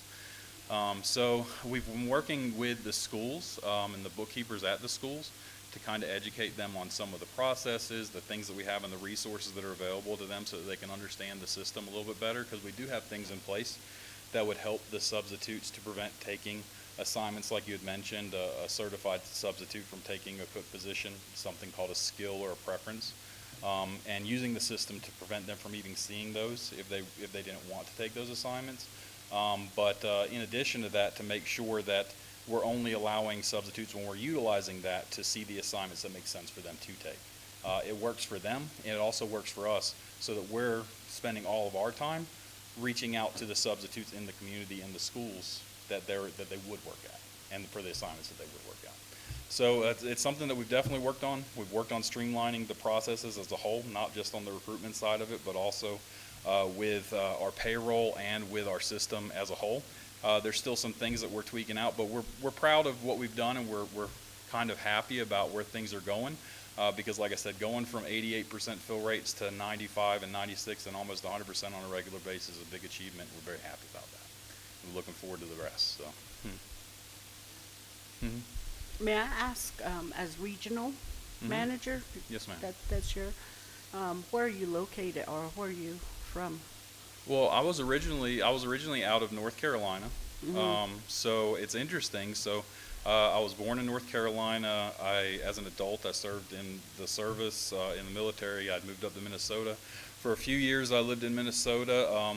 As a matter of fact, I didn't touch on this earlier, but when I lived in Minnesota, I lived on a tribal reservation for 3 years, and it's kind of, when I'd moved away and coming back and being here, it's kind of a nice reminder of what things were like in that area as well.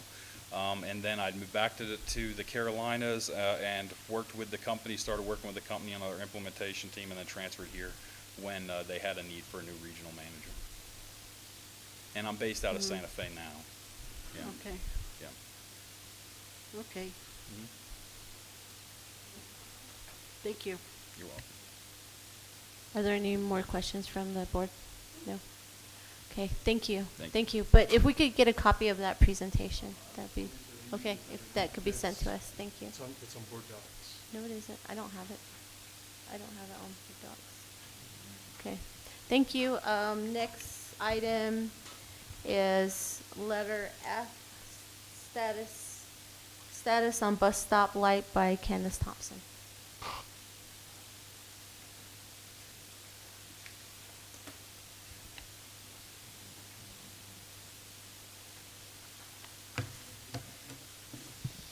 Good evening, Board President Haskey, Vice President Aspis, board members. Tonight I was asked to give the status on the school bus stoplight located on the APS road. And as of last night, Mr. Norm Begay, the chapter house president, called me.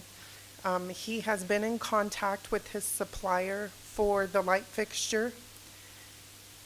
Unfortunately, the one that the chapter house has standardized on, as you all know, is not available still to them. But she reached out to some peers within their company, and they have a different fixture that they are supposed to be sending Norm the specs for and the price for. So as of this afternoon, he had not received those yet. So that's the latest I have from him as of last night. I was just checking my email to see if I had something from him this afternoon, and he hadn't sent anything yet this afternoon. So that makes me think he's still waiting on his supplier to send him that information. Just to give you some history on this, board member, so is the power plant road. I think you're aware of where the Dodge residence was. Yeah. Jimmy Dodge, and just before that curve, you have the Lowe's, and in that area there's the bus stop, and it's not illuminated enough, and there has been stop signs put up with reflectors, but there is a need for a light to slow down, workers that go on that plant road, and so that's a safety item, and that's something we're trying to help address. But I go back to the last meeting on how we talked about this bus stop lighting and how it became the chapters. It's, to me, it's the school district's responsibility, I would think, for the fixture. And we have the same talks with the board attorney, and at first we were told that there was issues about doing so and correcting or trying to make it safer, but the talks with the board attorney, we've gotten to this point, and now we're waiting on a fixture to come in, and it's been well over I think 2 years, and it's just, to me, it's unacceptable, and but I just hope everybody just keeps on it, and that we can get it done. Board President, Vice President Aspis, just to update board members on what has transpired.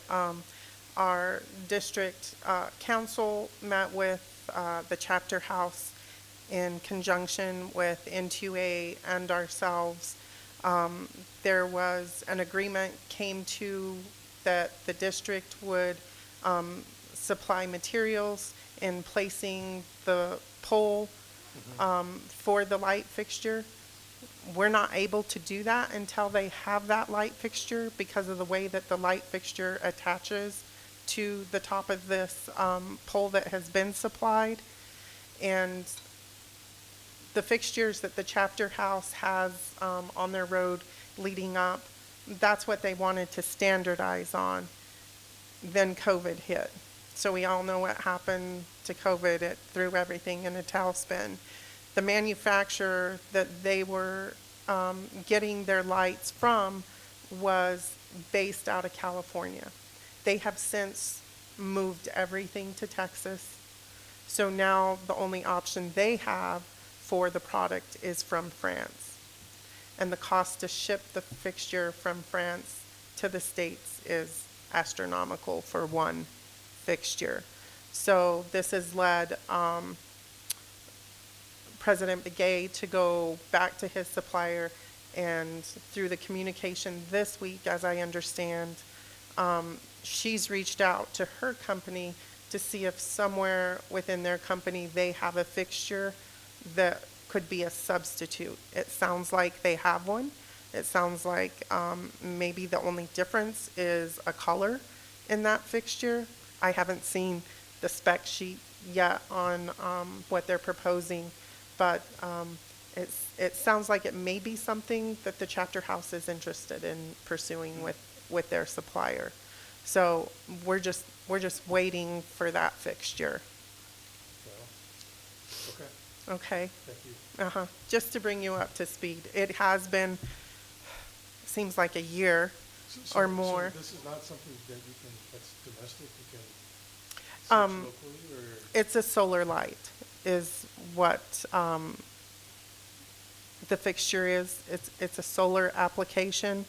And on the chapter house's behalf, when they picked the fixture, they were standardizing so they would have the correct batteries in stock to service all their lights. This would just be an addition to what they have.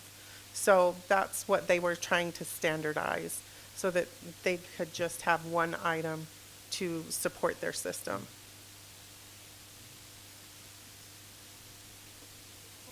Yeah, well, the way it sounds, even if they do choose to standardize, it almost sounds like you still have to go to France to get a battery for the light.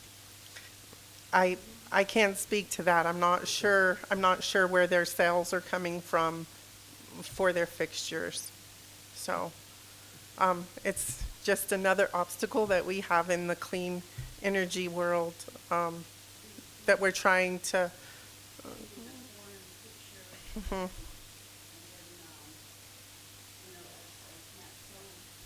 Yeah.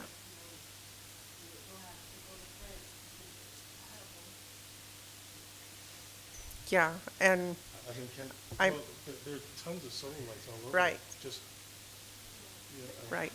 It's a little puzzling, that's why. We, as a district, we have solar lights. I don't know if you've had an opportunity to visit, like, our teacher housing, our new housing up behind Mesa Elementary School, and then at central office. Our lights are solar-based lights, and we have standardized on them. They also are just up the street at Judy Nelson at the new baseball complex. So we also have standardized, but our lights are easier to come by. We partnered with NTUA when we did those subdivisions, so it was a huge partnership. I can't speak on behalf of the chapter house, the steps that they took when they decided to standardize on the fixture that they chose. So, we're always willing to help in those areas when they're looking at stuff like that. Yeah. So. Okay. Are there any additional comments or questions? Okay, thank you. Thank you, Ms. Thompson. Thank We'll you. move on to the next item, which is It's me again. G RFP 23-841-129 Central Office Teachers Subdivision Phase 2. Okay. Board President Haskey, Vice President Aspis, members of the board. This is the teacher housing pilot project that was funded by PSFA. We put this RFP out on the street in November, on November 20th.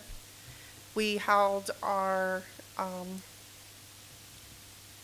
pre-proposal meeting on December the 4th, I believe. And then we opened the RFPs on January 4th. So we had this out on the street for more than a month, hoping that we would get several bidders interested in this project.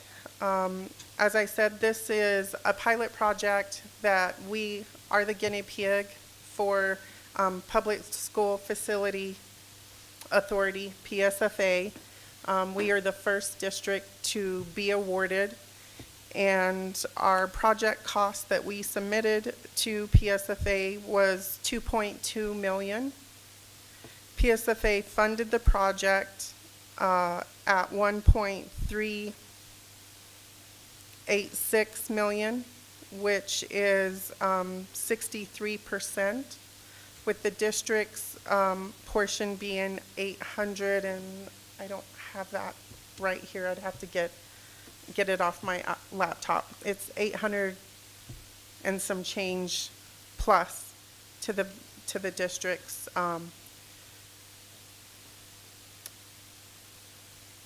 for the district's contribution to this project. Sharon, can you roll it up? On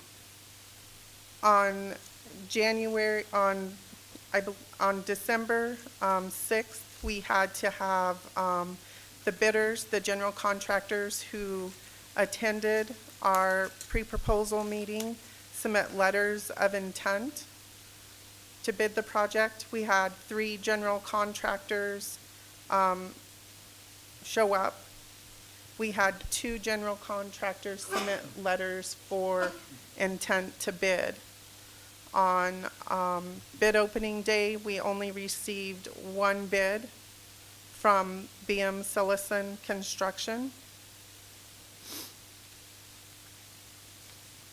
can you roll that up, please, Sharon? Thank you.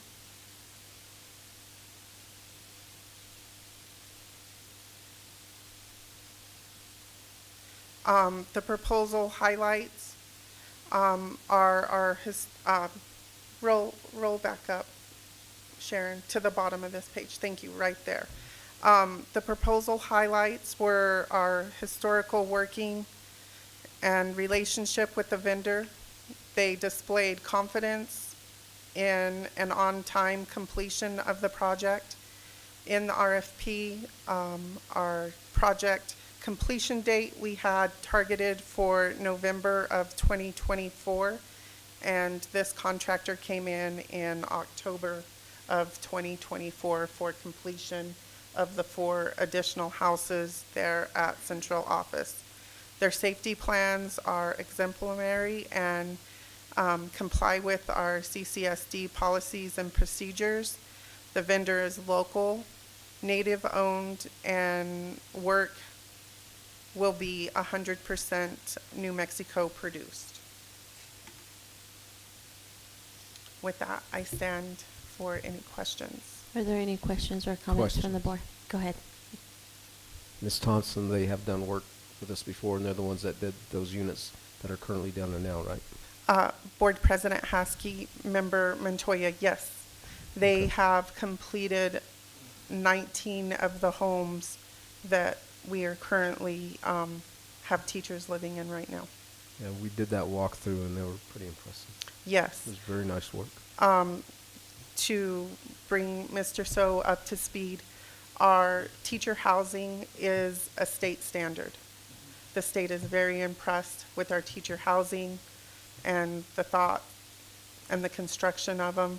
They are a standard for the state of New Mexico, and this contractor has produced that for us.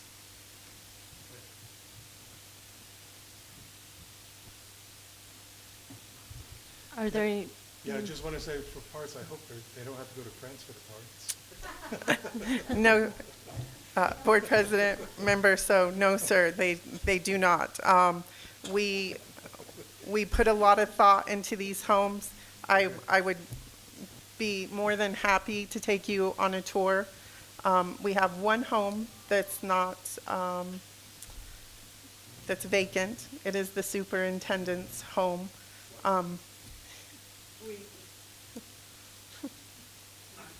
Yeah. So I would love to take you on a tour of that home so you can see exactly what it is that the state is so happy with and that we are very proud to have our teachers live in. Okay. Go ahead. So, what could you tell me of as far as efficiency? What's the word? I'm just sitting here trying to think of the word. Are they energy efficient? Energy Yes. efficient. Yes.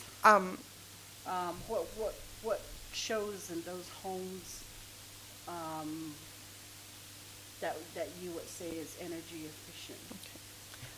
How they're built, how they're constructed, and then the appliances. President Haskey, Vice President Aspis. So when we designed our homes, and I'm more than happy to show you the plans and show you the energy efficiency rating in that. I don't have those with me right now, obviously, but I'm happy to share that with you. We went a step further in the insulation of these homes where we actually spray foamed these homes. And then we also blew in insulation in the roofs, the ceilings, and the walls. So I know Board Member Montoya had the privilege of walking through the homes when we built the first phase in the winter, and with no heat in those homes, they sat at about 55 to 60 degrees during the winter with no heat in them.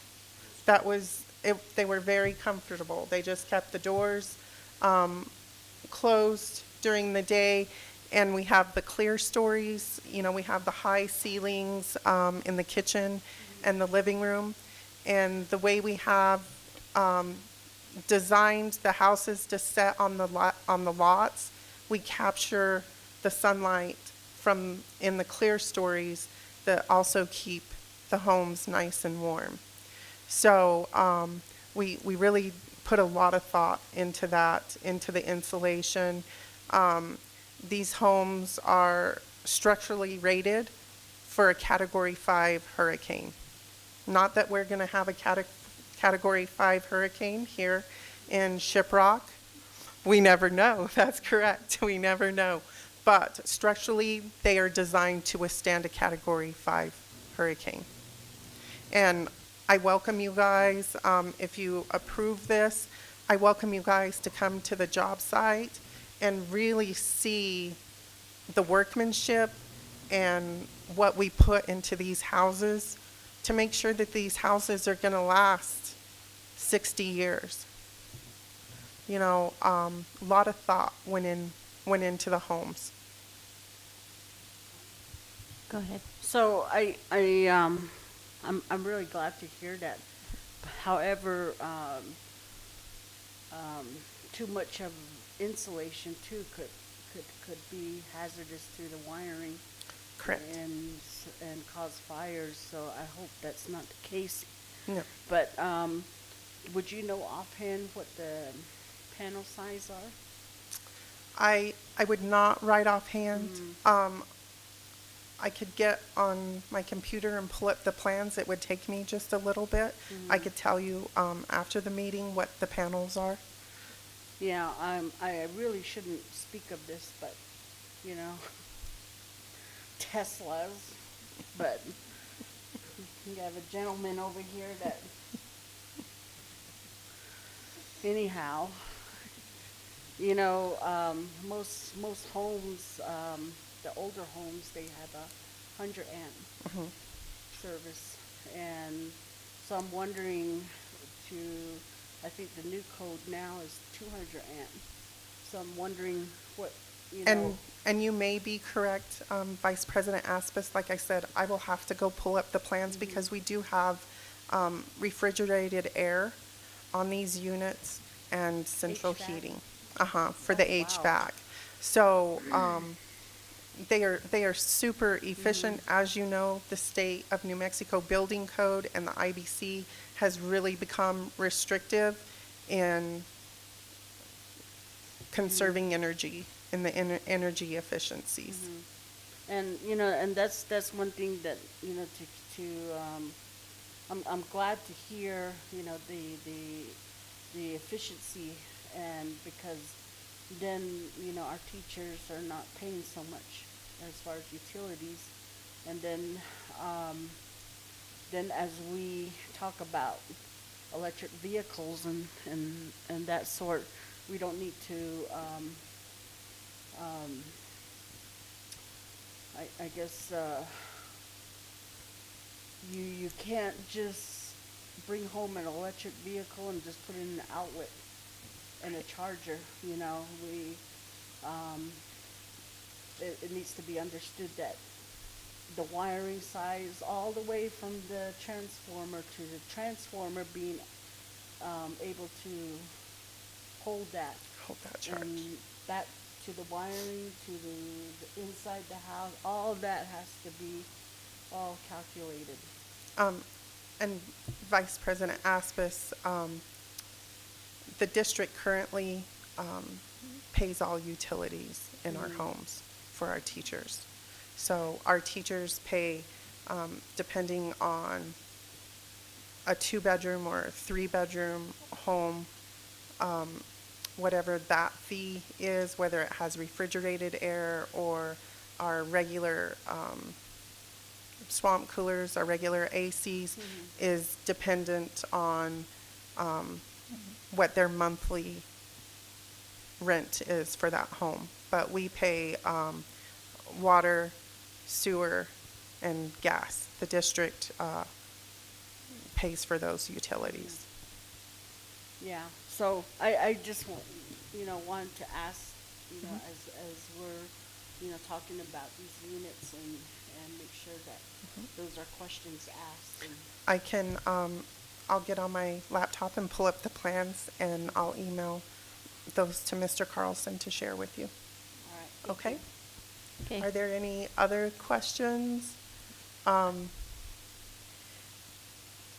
guess I just have the one comment. When you pull up and you're going to send all that information, include how much. I think the district, you said 800 plus something. Yes. So if you could include that number, that would will. be great. So Okay. thank you. Thank you.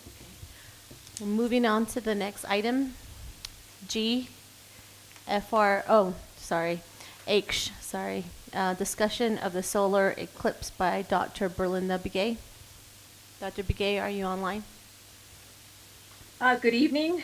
This is Cheryl Benali. I will be in her place this evening. And I would like to request Sharon if I could, you could share the screen.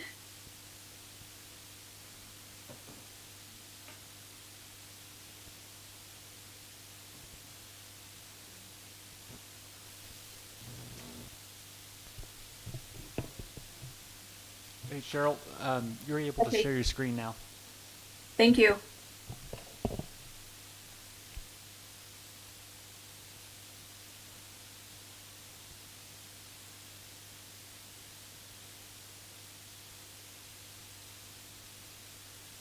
Is everyone able to see my screen?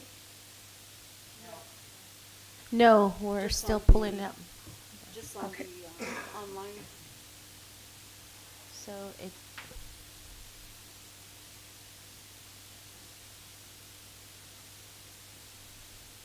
While that's pulling up, I am Cheryl Benali. I'm the bilingual coordinator for the Intercultural and Community Outreach. I am here on the behalf of Dr. Berlinda Begay to present on the agenda item, the discussion of the solar eclipse. And I'd like to acknowledge our board members, President Haskey, Vice President Aspis, Secretary Wells, welcome Mr. Matt So, board member, and Mr. Gary Montoya, board member, and superintendent, directors, and community members that are joining. I am here to discuss the natural law of the solar eclipse. This is potentially going to occur April 8th, 2024. And so if you are able to see my screen, are you able to see it yet on your Yes. end? yes, we're able Okay. to see it. Thank you. So this is the pathway of what the solar eclipse that would take place on April 8th, the pathway. Most of it would be in going through San Antonio, and it'll give you a timeline as to how it would be seen and the different areas within the United States. The reason for this presentation is to bring cultural awareness of the solar eclipse. And so what our team has put together is a presentation of what the solar eclipse is about. A solar eclipse is when the moon moves between the sun and the earth, blocking out the sun's rays. And this casts a giant shadow on the earth. And if you'll see this presentation, we did have one back a while back, but this one we did have a potential presentation back in August 2017. But we just combined the resources of what this solar eclipse is about. The total solar eclipse, anyone within the direct path can see what is called a total solar eclipse. A total solar eclipse is when the moon is completely covered by the sun. Observers outside the path will see what is called a partial solar eclipse. This is where the moon only covers part of the sun's disk. In the traditional Diné traditional teaching, while millions around the world will flock to view the solar eclipse, many who live near the shadowy path will choose to avert their eyes. And that is really with our Diné people who have the teachings of what the solar eclipse is about. I'm going to play a clip. This clip was created by one of our Heritage Navajo teachers. And so I'd like to share this also. Yante are Diné traditional teachings about the solar eclipse. It tells us that the moon and the sun are renewing themselves. First man and first woman were the ones that created the sun and the moon. And they were placed on the east side of the world. But the people on the west side were cold and needed the warmth of the sun. So both the sun and the moon were energized to travel across the sky.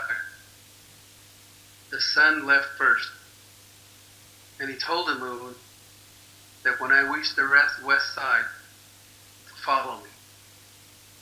And so that happened.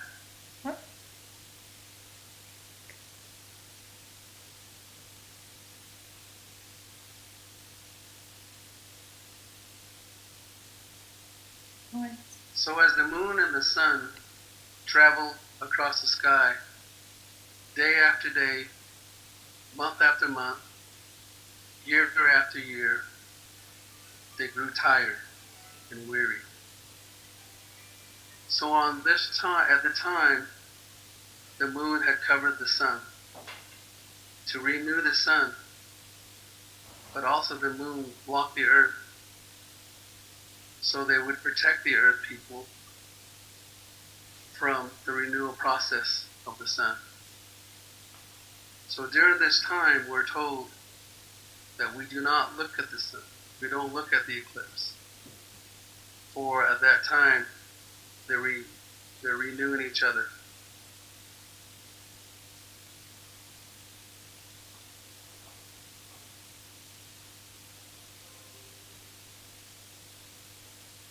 So when the moon and the sun are re-energizing themselves, we are told in our Diné teachings that we don't look at the sun during this time, but we reverence. We don't eat, drink, sleep, run around, or go outside. And most importantly, we don't look at the eclipse. We're told that it may cause eye problems and possibly blindness. It can affect you mentally. And if you are pregnant or your spouse is pregnant, it may affect your unborn child. So please, here's the net teachings. Please follow our teachings. Thank you. So Johanna A., the sun is the most powerful deity among all the creation, here on earth and in the universe. Nothing will live or function without the sun. The sun controls and regulates the universe. Neo, the sun is vested with the concept of and in control of death. Ano, it.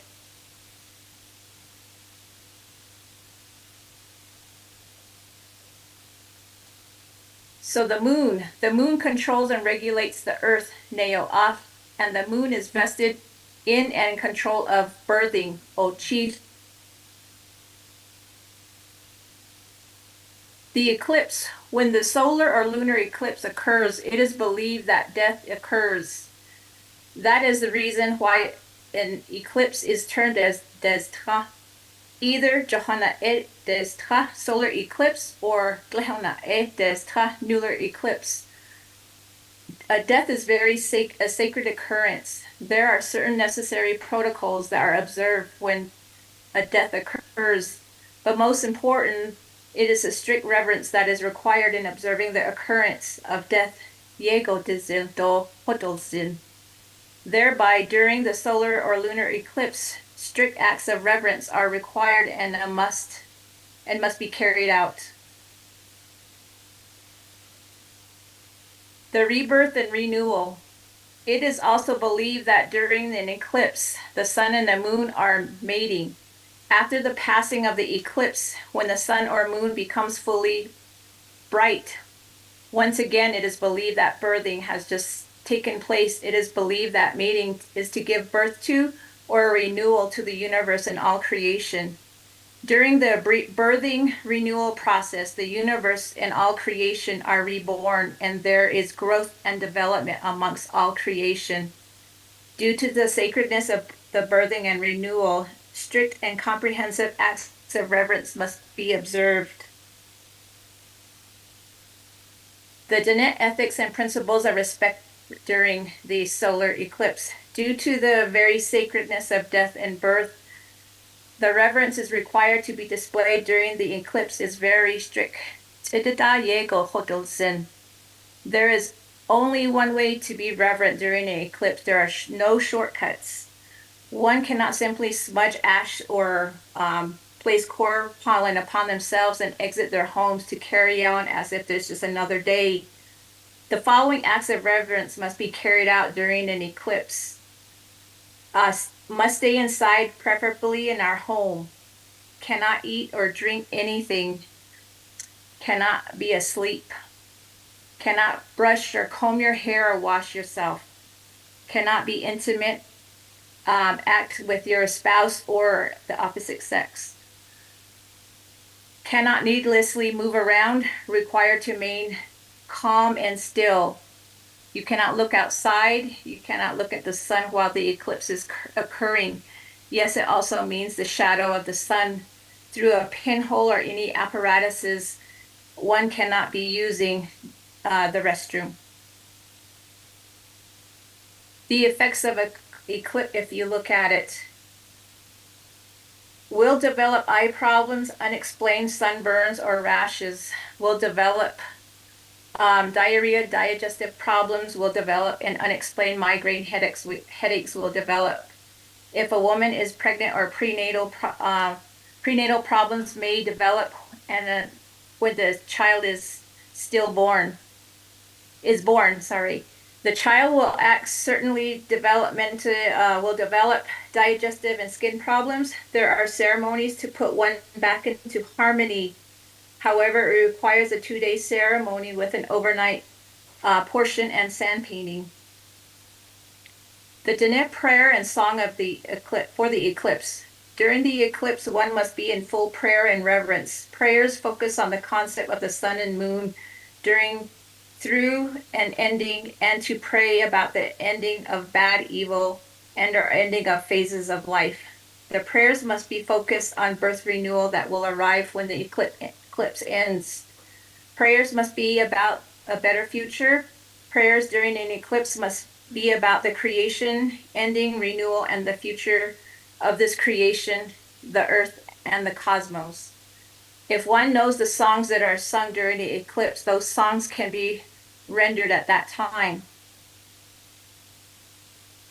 During the eclipse, the animals and insects will not be active during the eclipse. The birds will not fly, the insects will hibernate. Horses and dogs will be calm and look down at the ground. The end of the eclipse. When the eclipse ends, one will need to end their prayer and say Hajron 4 times. At that time, one must take out their corn pollen, Tadadin, and out and use it and provide an offering to acknowledge your prayer and acknowledge the sacred phenomenon. The corn pollen, Tadadin, will be the first meal, the food that you partake after the eclipse, as the corn pollen will also be the first food eaten in the first period of life. That concludes our presentation on the behalf of the Intercultural Community Outreach regarding the solar eclipse. If there are detailed questions, I welcome those questions. This was a presentation that was put together, and any really strong traditional questions or pertaining to Diné, if I can answer if possible. And then I can, if for the further questions, if they are needed, I can relay those to our team, as they are, the true experts because they have the traditional teachings of those. Thank you. Board members, are there any questions or comments? Yes. Go ahead. So the reason of having this presentation, and we did have eclipse twice, where the district acknowledged it, and well, once, and that was when Dr. Bowman was superintendent, and this year it was on a weekend, so it didn't involve school, but from what I gather is to I don't know, just communicate, or what was presented, what the taboos are, and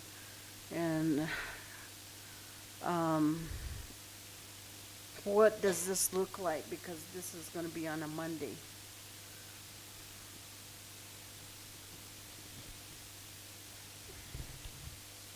So that would be up to the board. Again, that was a great point. Thank you very much, Vice President Aspis, for that. It's on April 8th, so the board can decide several different ways to go about it, to observe it while in the classroom and to talk about the teachings, or to, it would have to be board action to change the calendar, if that were of the board's preference.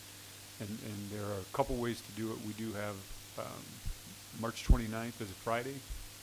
That's Good Friday. That's one day that's coming up that's off.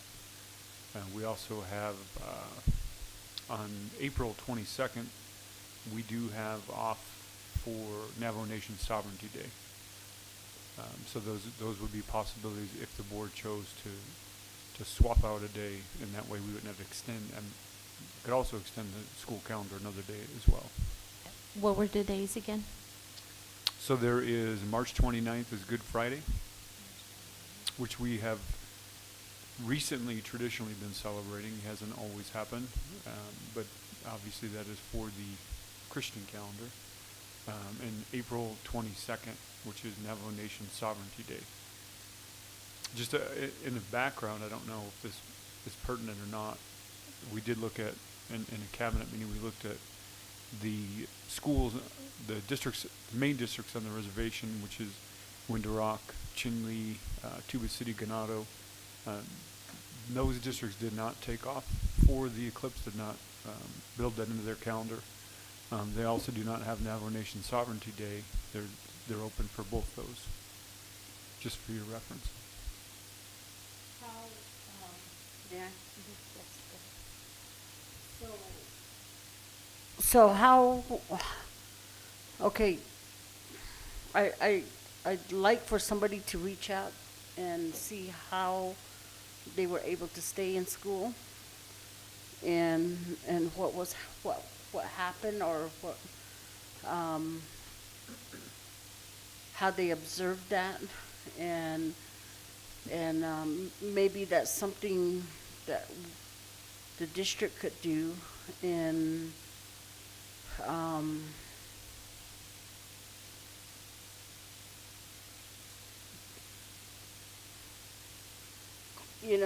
as we, because there's probably not a large percentage that traditionally, that are recognized it traditionally, but if given the chance to do so, I think we as a school might be able to do that, and with their student, their child,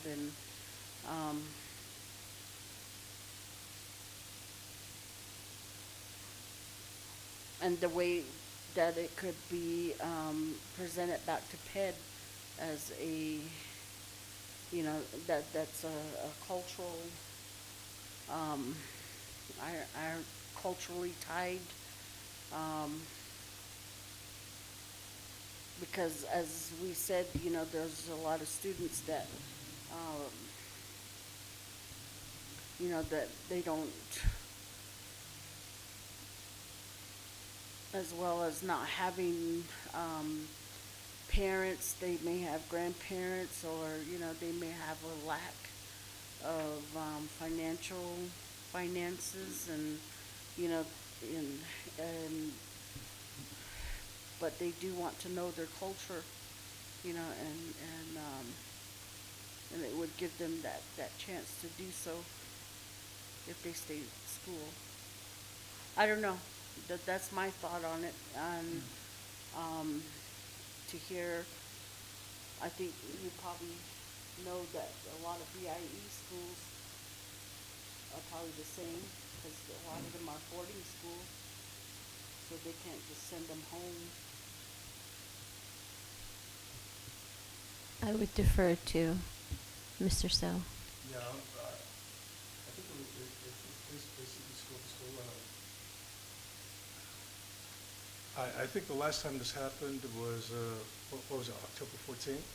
Absolutely Saturday, so it really didn't have an impact. But I think forward planning to anticipate the next one, it looks like the next solar eclipse is going to be April 8, 2024. But that one's going to be passing over Texas. I'm not sure if that's going to play any sort of big role. But if it occurs during the daytime, I think most schools are pretty much closed anyway. So I think we just follow whatever protocols we have in place at our schools with respect to like cultural sensitivity and that sort of thing. Reverence. May I provide input? This Yes, is go Ms. ahead, Benali. Ms. Benali. Okay. So I'm going to go back to when I was working at Kirtland Middle School in the front office, and we had received numerous calls from parents themselves to acknowledge that their child would not be in attendance for school.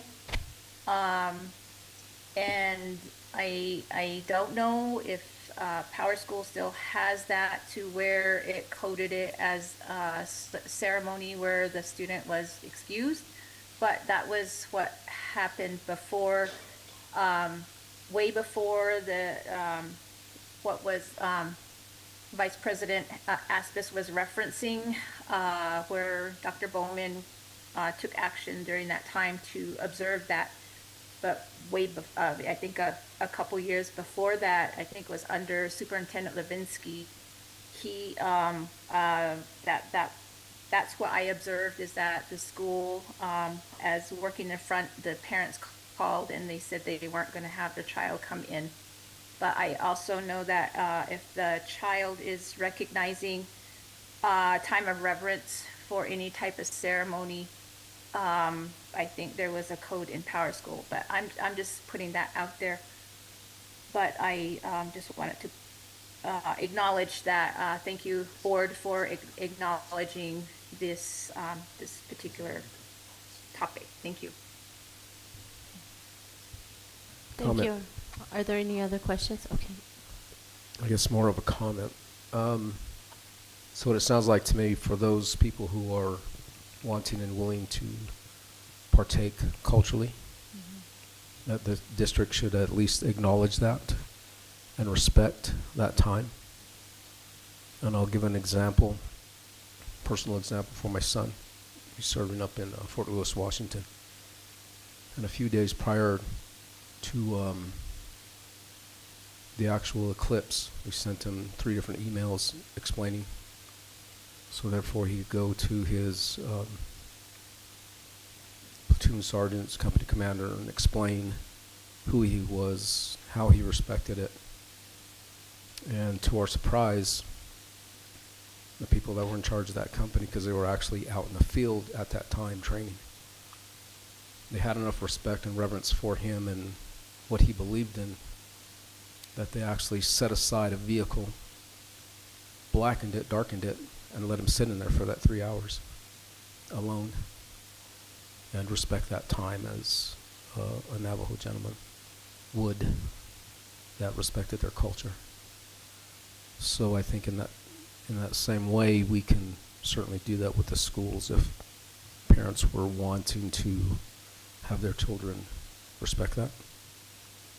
I don't know in respects to the minutes and the time, Superintendent, how we would look at that in the sense of the attendance and not being held accountable for that period. It would certainly be excused, based on culture, Yeah. just same as a ceremony or Mhm. that type of thing, or any other cultural or religious event from any group.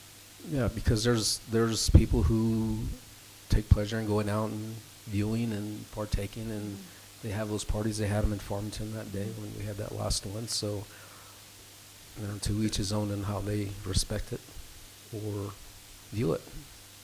But again, I think certainly not penalizing people for keeping their kids home for that day.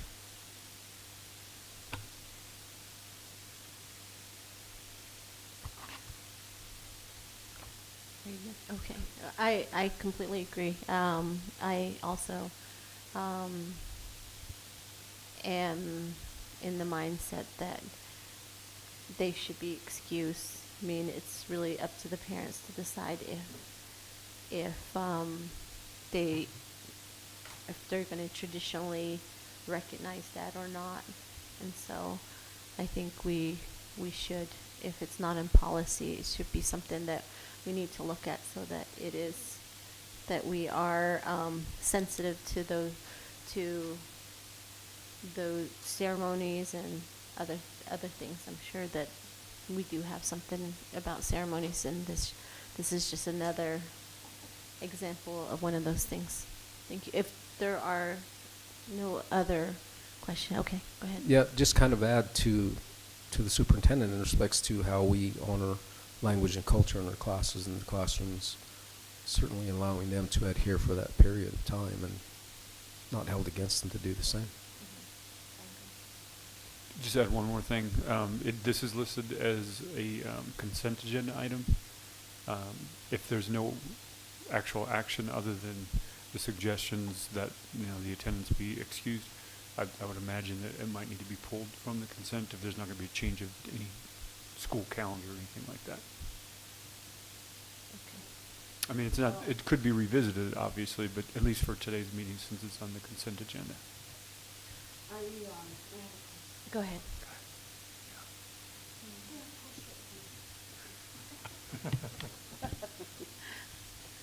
So,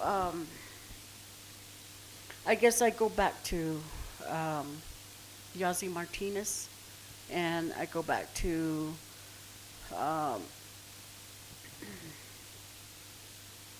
the cultural part of it, and knowing that there's not a whole, there's some of those families that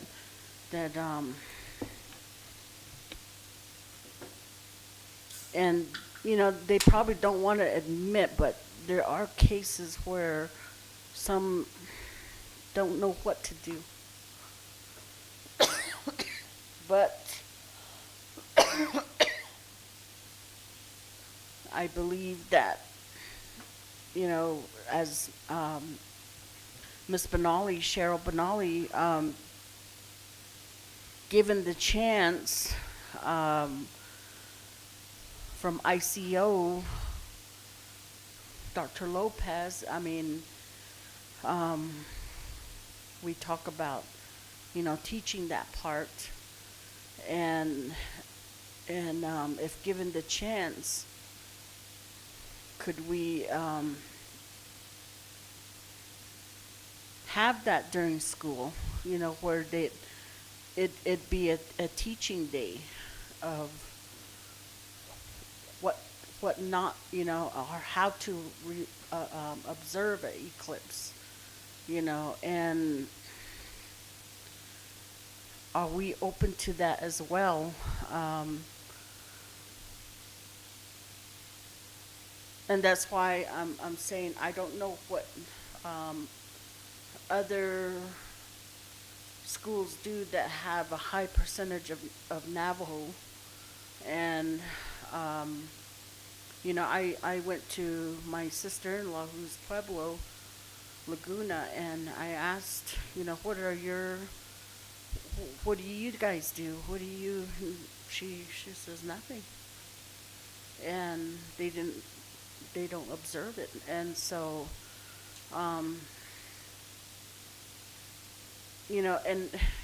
I just think that if given that chance, or if there's those students that want to, that we do it through the school, or, because of ICO and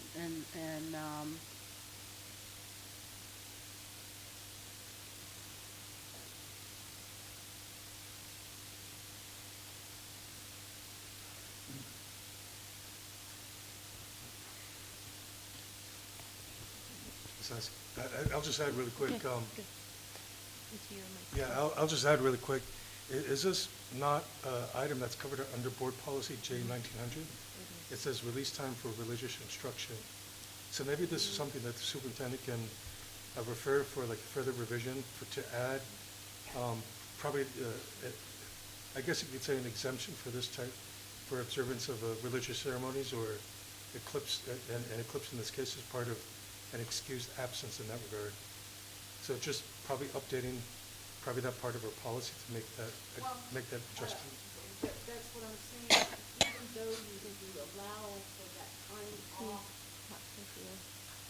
even though you allow, from that board policy, what you read, and that student or that family doesn't know what needs to be done, why can't we have that through our ICO? That's what I'm still saying, yeah, the student, the ones that know what to do, or they're guided by family or people that know, they could be off. They can choose to be off, or, but the ones that don't have that guidance, don't have that, they're able to come to school and receive that. Good evening, President Haskell, Vice President, Ms. Aspas, Secretary Wells, board members, Mr. Sowell, Mr. Montoya, and Superintendent Carlson. Definitely, Ms. Aspas, thank you for asking that and pointing that out. Definitely, we can offer this to the schools. We can offer it to principals, which they in turn can do if they're open houses or wherever they need to. We can offer it as a PD for them. We can also, I can also visit with our team. We meet every Monday with my coordinators, and we can visit this and see how perhaps we can offer it through our cultural wellness with Dr. Harvey, because sometimes she brings in speakers and we do offer it to the community. So we can definitely visit different avenues, how we can educate the community, how we can educate the principals and the schools. We can look at different things, and certainly we can, because we deal all this with the community, we can offer it through those different avenues. And we'd be more than happy to do that. We've always expressed that whatever PD we have, whether it's through JOM or Title III, whatever we have, that we can offer that PD into the buildings, and all they have to do is really send in a request, and we'll be more than happy to go to the schools and present that. I like to add that in regards to what Vice President Aspas stated, I think that the availability of that presentation should be on the website. And if Superintendent, if you could do, to remind people of the eclipse in your weekly address, that would be really good, because it is optional. We're not going to push culture for our students, but I think it should be readily available for everybody to view. I like the idea of having guest speakers to speak to that, but that's going to reach a limited amount of people, to amount of probably not even the students so much as some of the community members. So if we could just make it available on the website so that they can view, and also that the in terms of the policy to for the religious instruction time to also be included in that, so that those students aren't penalized for being absent.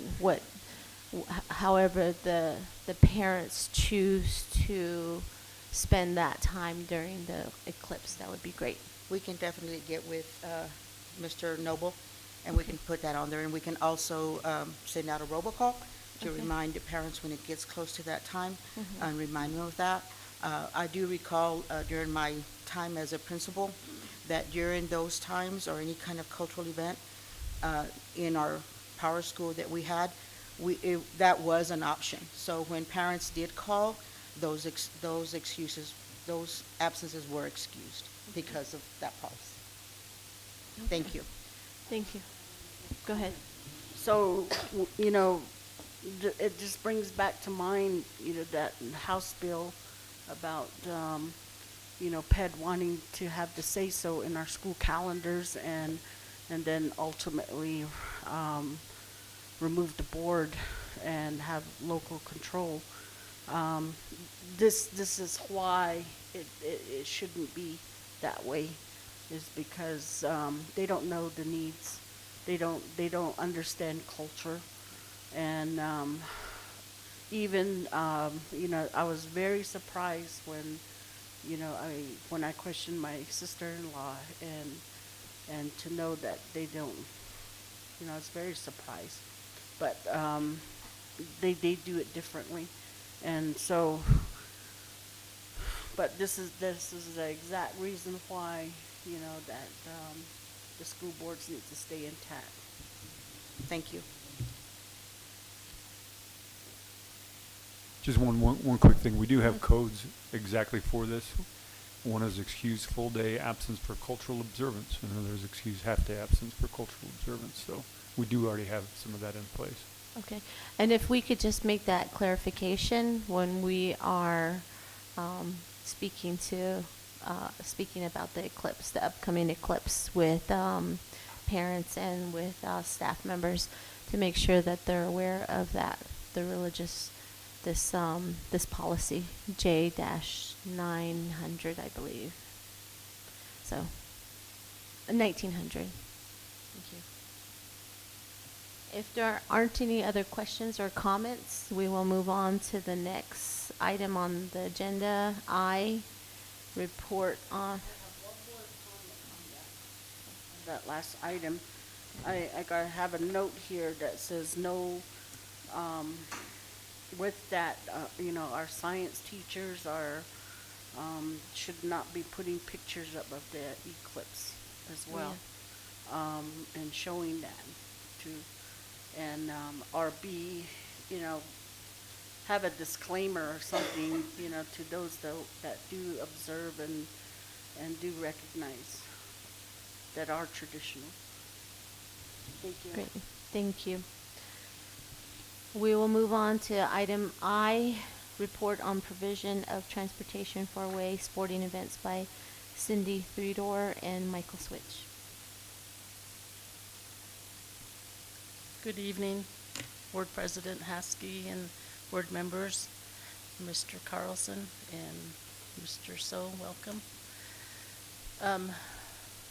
The title on this is kind of throwing me off, so, because I was asked to speak specifically on a trip that happened, so, Is that still the request? Report on provision of transportation for away sporting events. Are you just wanting something in general? You can go over the process Okay. first and then take questions from the Okay. board. Okay, so I'm going to start off with our inclement weather, and Jared had recently passed or posted and given out information on inclement weather procedures and our policies that are in place for the school district. And and it also says in there that this also applies to sporting events. So, for example, if we have a snow day, then we would cancel that trip that day. If we have a 2-hour delay, that trip will also be delayed by 2 hours. So, we have, as far as the sports, I'm not really, I take care of the buses. I'm not familiar with how the sporting events take place, what's required, like state requirements or whatever. I mean, I don't know any of that. My expertise is scheduling a bus. So the issue here was that the high school, Kirtland High School wrestling team had missed 2 competitions due to no transportation to their wrestling match or wherever that was, and this was 2 times. And so if your expertise is in scheduling, what happened to providing that transportation? Okay. Okay, so January 4th, the conversation started. And this one is the first trip to Rio Rancho to the Cleveland, what's the title? Okay. Yeah. So the conversation started on January 4th at 8 o'clock in the morning. Mr., and forgive me if I don't say his name right, Mr. Panagua, is that how you say it? What's that? Okay, I'll just say Mr. P. So he emailed saying, so that day, as you all remember, is we closed school that day because of the snow. Okay, so he reached out in an email and asked, I realize that school is closed this day. What's going to happen? We were supposed to leave this afternoon. So that's the day that we had snow most of the morning and up to the afternoon. And then the forecast also showed that there was going to be incoming snow, not in our area, but over in Santa Fe and Albuquerque, the metro area over there. So the first information that was given to him was, well, the policy says when there's a snow day, that also includes the trips, the activities. And then he asked, is it possible for us to leave this afternoon? So again, the information was given to them that, when a snow day happens, that includes all trips regardless. So throughout the day, there was communication by email sent out to the coaches, the schools, the principals, reminding them that, if you have a trip, if you have if there was something scheduled and it's being affected by this, there needs to be communication with other schools and also with transportation department. So, and I'm going to put this out there. I'm not saying that I follow Farmington schools or that I, anything like that, but I work closely with Farmington Transportation Director, Bloomfield Transportation Director, and Aztec. So we have a group text going, and we're talking about the weather condition because all those other 3 schools were also going to Rio Rancho for wrestling.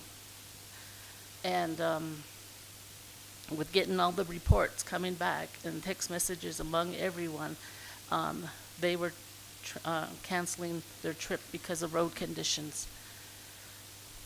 So during the day, I was monitoring the weather, I use the National Oceanic website. So I was monitoring the weather, and of course Cuba schools had closed that day also. Called to Cuba schools, and the person that I talked to over there said, we had almost a foot of snow here. The road condition is bad.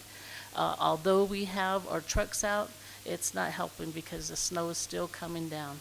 And, our roads are still snow-packed, and tonight they're going to be icy, So at 6 o'clock that night,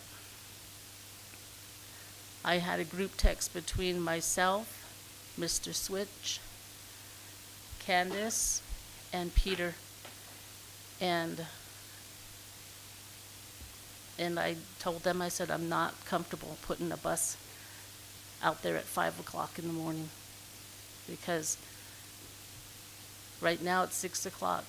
5 o'clock in the morning, the temperature's going to be lower than what it is now, and the roads are going to be frozen, and there's still snowpack. So between the 4 of us, I assumed that we were all on the same page. And so Mr. Switch was asked to communicate that information to the AD and the coach. That was, the group text. A little after 5 o'clock in the morning, I got the text message saying, where's our bus? 5:45, I got a phone call saying the bus isn't here yet. So my first reply to Mr. P was, didn't that information get passed on to you? That we canceled this trip last night at 6 o'clock. He said, no. That wasn't the message I got. So again, I was questioned about, the trip. What's the status on the trip? And my reply was the road condition. It's snowpack starting from Counselors, Cuba, all the way to San Ysidro. So snowpack and icy. And so I said, I'm not comfortable putting a bus out there with all the students and the bus driver. So again, I asked, that information was supposed to have been given to you. We made that decision yesterday. We made it last night. So that's what happened on that day.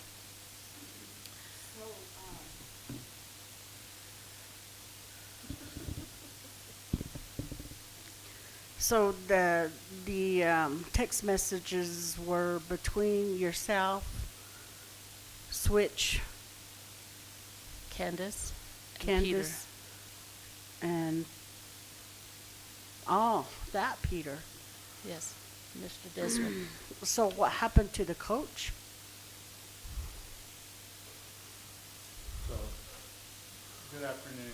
My name is Michael Switz. I'm the district athletic coordinator. Mr. Switch, could you use the microphone? Thank you. So there was at the time, there was 2 texts going on, and there was a lot of people on each text. The coach was not in on that text for that, but on the other one. But throughout the day, it was being communicated that we would work closely with transportation. I do want to say that each time that we have a weather delay or school closing due to weather, and for example, with Mr. Brooks being here, I communicate with all the building principals and the athletic coordinators. When we have a activity such as athletics counseled, I give out a lengthy email to let them know what they can and cannot do. And one of that is when schools close due to bad weather, we do not transport our student athletes, staff, bus drivers on any unsafe highways or roads. If we can't go to school, then we're not able to play athletics. So that's communicated with all athletic coordinators to share with their coaches. During that day, the school was closing. I do support the coaches. I want all of our student athletes participate in all the events that they're participating. The athletic coach at this day communicated back with me. We still had another storm coming in another area of our state, which is Albuquerque. That storm did come in that Friday. It did not affect the San Juan region, but it did have effect from Cuba down to San Ysidro, from San Ysidro down to Bernalillo into Albuquerque. School was closed 2 hours, either 2-hour delay for some schools or school closings. But they continued on with the event there in Rio Rancho. The coach, on the day that we closed, wanted to go down to Rio Rancho for the tournament. Mr. Switch, can Yes. I interrupt really Yes. quick? In terms of this report, it's specifically about January 4th, Right. correct? That's correct. Was there, I'm trying to understand the context of January 4th, because of the inclement weather, the wrestling team did not go to Albuquerque. That is correct. Okay, so in terms of the report, it's just to provide information about this situation that occurred, or was there other things that occurred that the board is going to, is the intent to revisit policy or to reiterate, for us to reiterate the safety of the students or the precedent? Or I'm trying to understand what the report is in regards to. It is in our board policy, it is in our transportation. Anytime school is closed due to inclement weather, there is no activity to take place, because that's foremost, it's safety of our students within our district. Correct. We will not transport any students.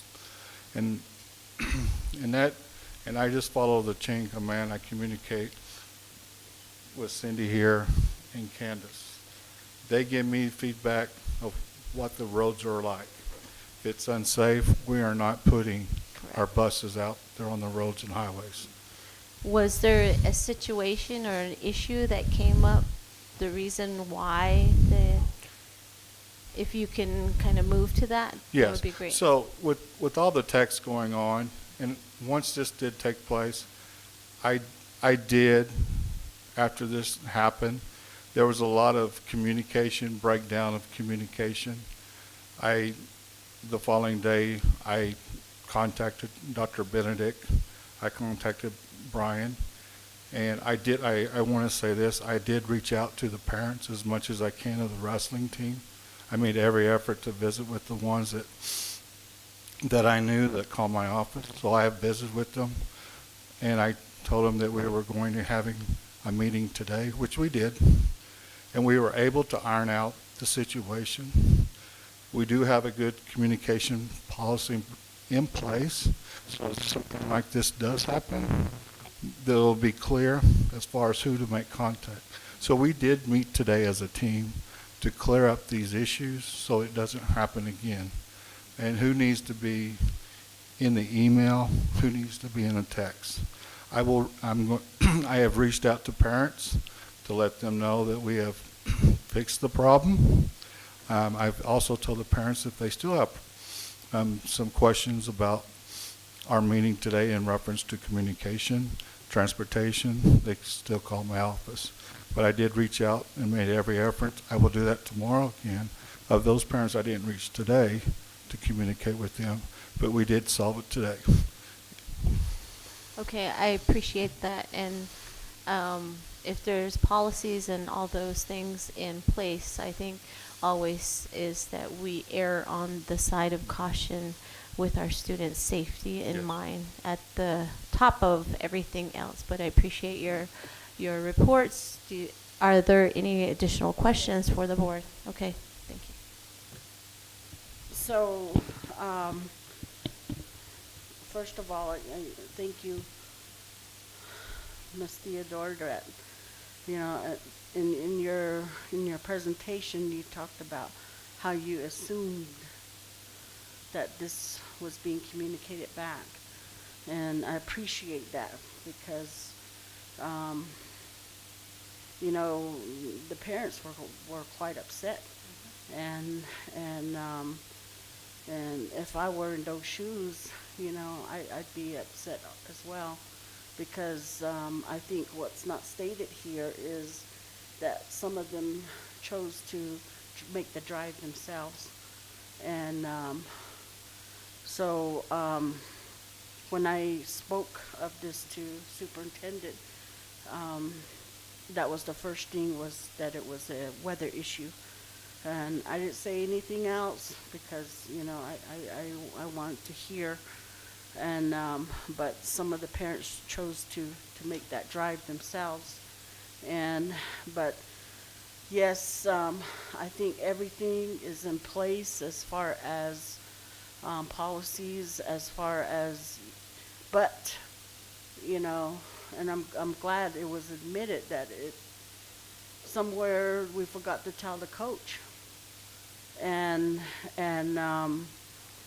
I just hope that in the future, maybe we remember the coach, and that this is avoided, because we can sit here and laugh but some of these students, they take it very seriously, you know, those competitions. And what could have been, I really don't understand the wrestling world, but I'm sure, you know, it's based on them being there, being, you know, participating. And so I just think that it shouldn't be lightly excused as because of bad weather. Yes, we want to do everything we can to keep our students safe, and especially traveling to a sport. But thank you. Okay, let me, you had mentioned that it happened twice?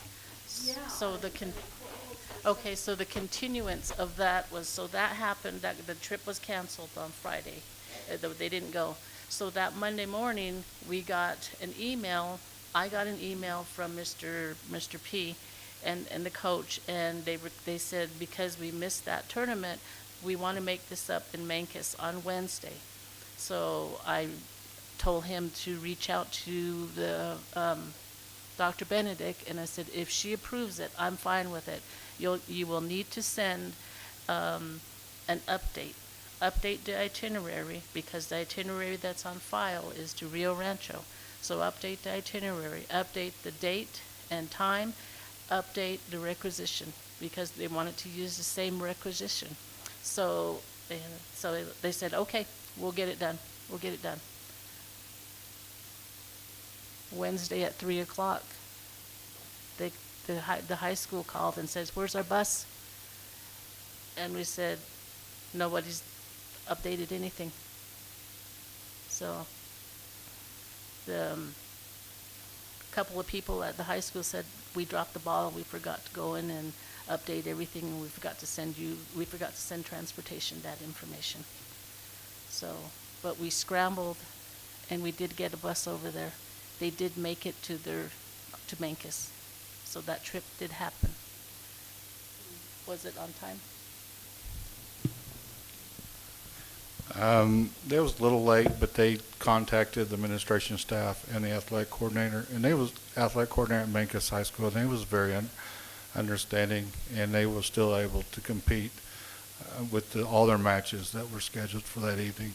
So they were very understanding, and when everybody got to wrestle. Are there any additional comments? Yes. Okay, go ahead. So that right there, two fine examples of human error that, again, assumptions being made.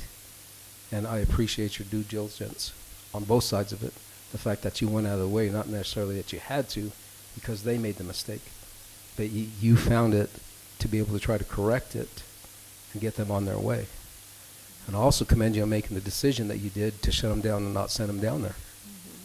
Because if I recall, a couple of winters ago, we had 2 school board members that got into an accident going to a conference because of road conditions. And we canceled a school board session just recently because of assumed weather conditions. So if we can take the safety of our board members and the general public to attend a meeting seriously, I think we need to take those of the kids even more seriously because they're entrusted to us. So for that, I thank you very much. And again, we're human, obviously, by the second story that you just gave us. It's very easy to point the finger at either one of you for forgetting somebody to put them on a text list and then not doing the same and filling out the documents that were necessary to get them where they needed to go. And then again, you went out of your way to get it done. So thank you very much. I appreciate it. Any other? Go ahead. So with that, because of those incidents, those prior incidents that have happened related to the weather, so now that brings me to a thought that for our winter sports, if we know, like you were saying, you went to that website and we know that it's forecasted, that it's going to be bad. Is there something there that we can get our student athletes there prior instead of traveling on that bad weather? Maybe get them there before. Yeah, I don't. That's just a thought that I'm throwing out, a suggestion, so that they're not missing these competitions or. And I know that goes into school time, but it is winter, and so I'm wondering if again, I'm just throwing that out as a suggestion. Well, I think that we can probably revisit that at a different time, but I think I stand by what I say, that our students are our priority and they are entrusted in our care. And like Mr. Montoya said, thank you for making that decision not to do that, because I went out on the roads. They're ridiculously icy. I would not want my children to be out on the road. And a lot of these competitions, these places understand that, and they know that. And as being in sports at one time too, I mean, it's completely understandable. And I'm in the firm belief that this will have to be tabled and revisited, because I don't want to set a precedent for things when it's not necessary. But in all of these situations, the students are our priority, so their safety is utmost in my opinion, that's important. And that's why we're here, for our kids. So One last question. Yes. Do you ever go on to New Mexico DOT? They show the cameras, especially down there. Yeah. In fact, I think it was last weekend, week before last, we were going to go down, but I pulled it up and it was snow covered, and I was like, nah, I'm not driving down there. Yeah. It's very easy to do, obviously, so I appreciate the fact that you do that. I do use that website Thank you. also. We could start scheduling these more closer to home. Or putting a disclaimer in the consent for winter sports that something to be advisable that games can be canceled due to weather. Something can be always added in there that doesn't change the policy and set a precedent for sports, but for all things, for all our events, because it's not just sports, but we have other meets, robotics, and other things that happen, competitions that we're always involved in, that we can, I'm sure that we can work with those other agencies, other schools, districts and stuff, so. But thank you for the report, thank you for the clarification, and thank you for the input.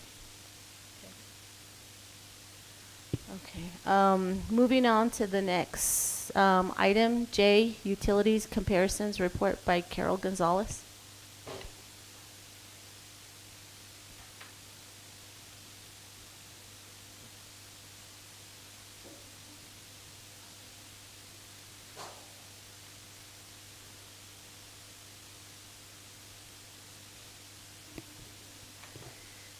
Good evening, President Haskey, Vice President Aspis, Secretary Wells, Mr. Soap, and then Mr. Montoya. Welcome, and Mr. Carlson. So, if you look at the comparison, what I did is I just did a real quick snapshot of what we did last year at the end. So, I guess look at page 4 of this so that we can see where we're at. So right now that's where we're at in terms of spending from period to period from the past 5 years. But when I looked at this and did some calculations right now we spent about $37,000 higher than last year at this time. And then when I look at the average from last year at year end to where we're at right now, we're at about $41,000, so probably about $4,000 difference on my calculations. So the utilities overall are a little bit higher. Like I said before, I'm not sure if it's rates are higher. Part of the issue is we've got new housing, we've got other things going into those factors. So that's part of the increase as well. So. But if you look at this, we're right at staying about average as I looked from month to month. So that's the comparison on that report. Then if we move to, what are we doing next? Oh, this is the expenditure summary report for the comparison, the two numbers that I was talking about. This is the utilities for December of 2022, and I believe that's in your packet. So if you go to page 4. You can see that the grand total spent last year was $473,603.73. And then if you look at the next report, that's for the current year. And if you go to page 4, we're at $510. So that's that difference in the $37,000 that I was talking about. So that's how those reports go. So. Okay, we can move on if we're okay to move on to the next area. Okay. So we can look at procurements for 3,500 to 10,000 and then procurement over 60,000. So which is this one, 35 to 10K? So if you look at this one, there's not a whole lot. There's some from all of the different DACs. The first one is glasswork, windshield and window repair for the buses and district and activity vehicles. Then we've got a purchase for OHO for a collection of books for Save the Children program. Maintenance has some glass repair as well. Then there's an online platform for curriculum and instruction. It's Power Up Fitness. Food services purchased a water heater. data and student assessment. I was looking at cognitive abilities test and training. Kirtland L is Save the Children program, Raising a Reader. And same thing with Mesa. And then if we go on and look at the rest, there's PD for restorative group for curriculum CNI. Grounds has equipment and repairs to High Desert Equipment and Sales. Sewage call out for maintenance, probably was an emergency. Wood chips for grounds. JOM is looking at cultural and community outreach through the Youth Association. Student Support Services is what is that? Oh, the CO2 refill. Okay. You know about that. Okay. And then Benali NHS welding supplies for Newcomb, and Najoni had a PD summit on PLCs. The ICO had some supplies and materials. And then warehouse, installation of floor liners and safety features on warehouse cargo van. Same thing. So that's the purchases for the month of December for the 3,500 to 10,000 range. Then there's only a couple in the POs of to 60K.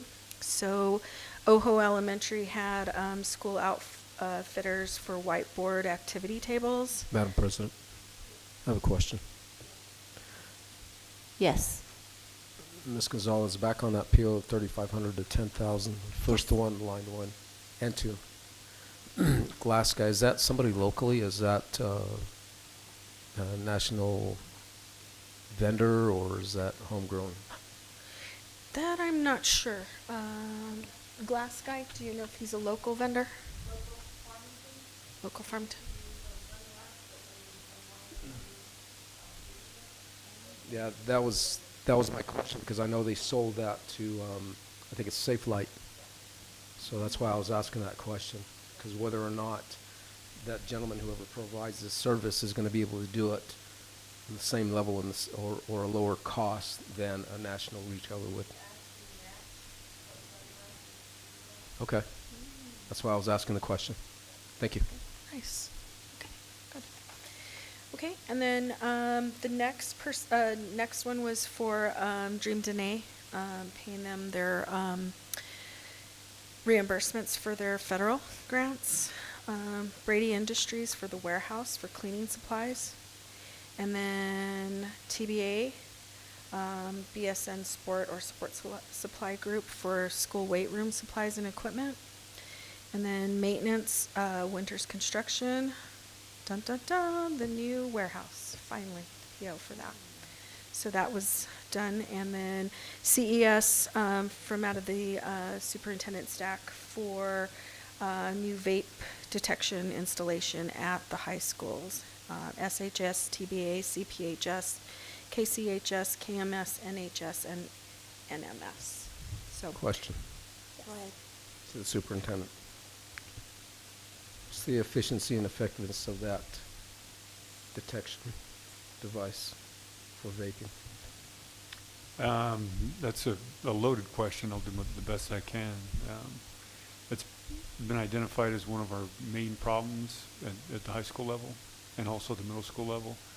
Students vaping in restrooms, and we've dealt with it in a number of ways. Some of the ways I don't necessarily agree with or like for instance, closing a restroom because they couldn't patrol it enough. And we don't want to do that for kids. The vape detection systems make it so that immediately when there's vape, it's detected, which smoke alarms don't do that. And so we don't know. And so we have students, and as you know, vapes are not just tobacco anymore. We have students using throughout the building in some cases. And so it's been a problem, and I wish that all the high school principals were here. I'm glad we do have one who could attest. I don't know, you need to, but if you have a question, Mr. Brooks probably could attest at how much time he spends dealing with vape detection without having vape detectors. So I don't know that the efficiency and effectiveness has necessarily been determined to the dollar or anything like that. But it's something that we have a problem that's gone out of control. In And it's comparison one- to an one- attentive human being? Yes. Okay, thank you. Thank you for the question, though. Yeah, I guess to add on to Mr. Montoya's comment, that's a lot of money to spend for vape detection. Hopefully we're able to get results on that.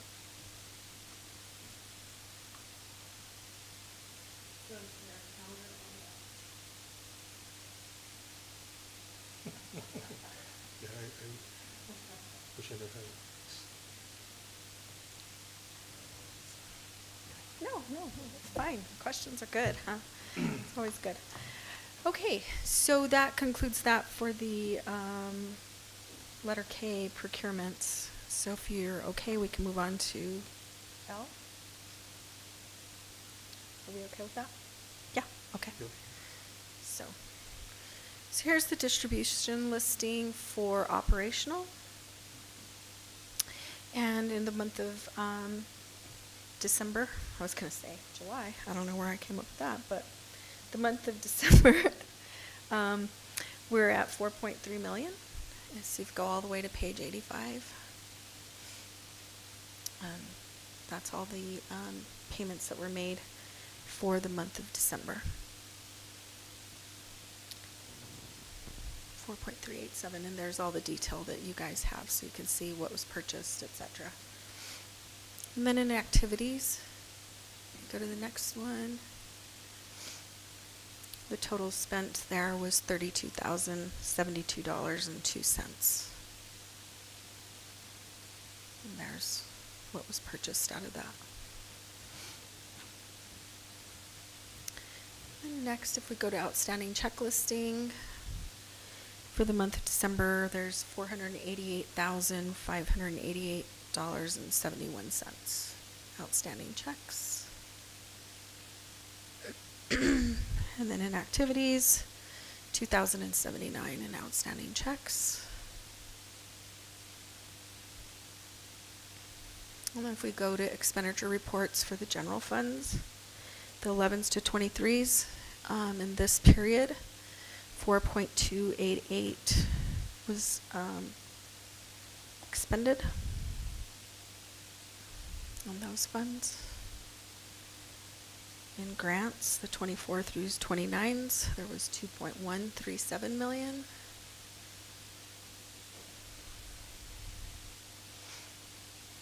Okay.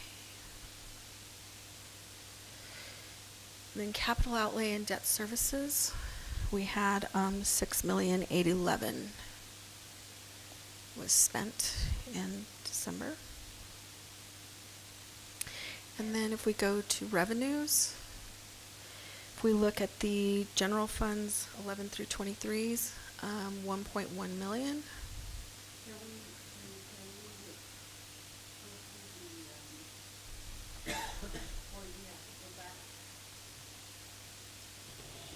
Before we go back on these, I'd like to see the impact aid, if any, and the Carl Perkins.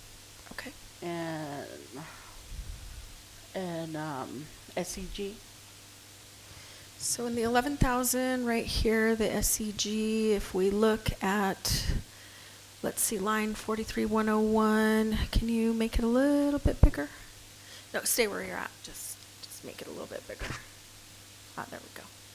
If we look at line 43101, we're anticipated to get 61 million in this period. We got 5,114,000, and then if you scroll a little bit over, it's 30 million is where we're at right now.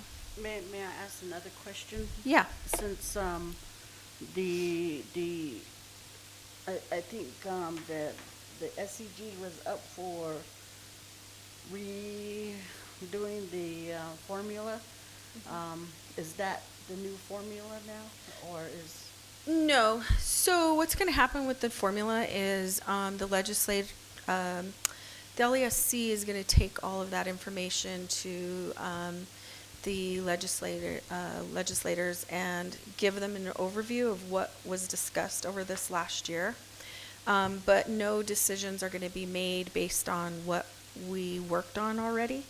And so what will happen is all of the work will continue again after this legislative session because it's only a 30-day. And so they'll go back and do more thorough work on it. So they just did like kind of an overview and kind of like a broad looking at everything. And now they're going to start looking in the details of what things are going to look like. And like I talked about before, what they're concerned about is if they change it, because the formula is so, it's really working the way it is, because what it does is every district is so diverse that if they fix one thing for one group of people, it breaks it for somebody else. So they're trying to make sure that that everything's the most accurate that it can be. What would you call that, Leandra? No, where it's keeping it at the highest level, yeah. But anyways, so that's where we're at. So right now it's still the same amount that we're getting. If we get an increase or a decrease, we'll get that now in like February, and then we'll adjust. And so then we'll know if it's going to continue to be 5.1 million every month, or if it's going to be a little bit higher or a little bit lower. Haven't heard if the unit value is going to change yet or not. So that I don't know. So right now it's still the same. So that's for SEG. Then let me see, I don't know if 15's on this report. Can you scroll over to the numbers a little bit? To the account codes. So there's 12, 13, 14. Okay, so it's not on this one. So let's go to the next one. So let's increase this one. This is all federal programs, and this one's all on reimbursement basis. So if you go all the way to the very bottom to page 4. Let's see if it grand totals. Yeah, 1.1 million. And these are all reimbursables. So we're still doing requests for reimbursements, and everything's still coming in. Year to date, we're at 14 million. So that's where we're at on that. Let me see. Okay, this is our capital outlay and debt services. And this one's looking like it is 261.56. So there's a little bit of slow amount. Yeah, so what that is as members pay their land taxes, that's what we're collecting in revenue on all of that. And so that's where that comes in, is as the members that live within the area of that's taxed, that's what their payments are. And so they set a value, and they figure out what the assessed value is going to be, and then we collect on it. So that's where that is.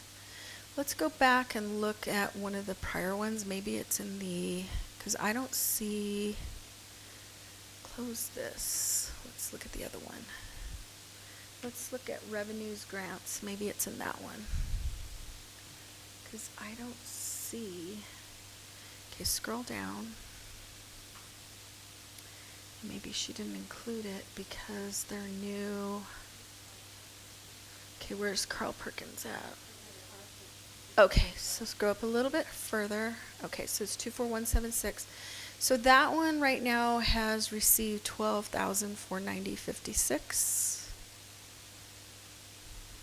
And I'm looking for a 15.1 or a 15.2. So let's scroll down a little bit more. I'm thinking they didn't include it because it should have been on the 11s on the first one. So I'll have to bring that one back to see where we're at on the next board meeting.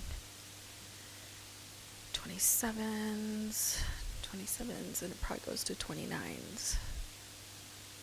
27, 28s, and 29s. Yeah.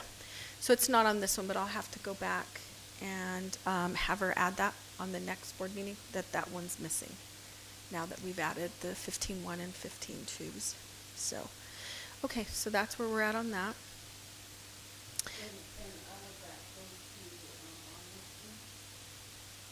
To Bond Wilson? No, no. So the way these revenues work, so if you go back to the, let's go back to revenues, general funds. Okay. So if you expand on that, on the 11,000s, all of these revenues are what comprise up our budget. So we get 61 million in SEG, but if you look at it, 61,379,000, we only get 61,861,000. So the majority of the revenue that comes into our operational budget is mostly SEG. But you can see there's contributions, there might be some administration categorical. Look at administration categorical, that one's interesting. They budgeted 100,000 for this year, anticipating that we might get that. But if you look at year to date right now, we're only going to get 14,000, or we're at 14,000 right now. So I would probably say by the end of the year, we're probably not going to get 100,000. So when we look at total revenues, that 61,861 is probably not true, because it's going to be short, you know, about 75,000 from the, or a little bit more. And then that's where you start looking as to see as you're building your budgets. You build your budgets based on revenues. You try and get as close to it as you possibly can. And then you go from there. Indirect costs, right there. There's different indirect costs, some from the state monies, some from the federal. Those are budgeted pretty low compared to what we're probably entitled to and what we'll get. So we'll make up the difference on some of those, because that 300,000 to me is probably low. And so we'll bring more money in on that. So basically we build a budget based on historical numbers. We kind of get what our SCG is going to be, and then we do an estimate based on what we think all these others are going to be. And then we move from there. Okay?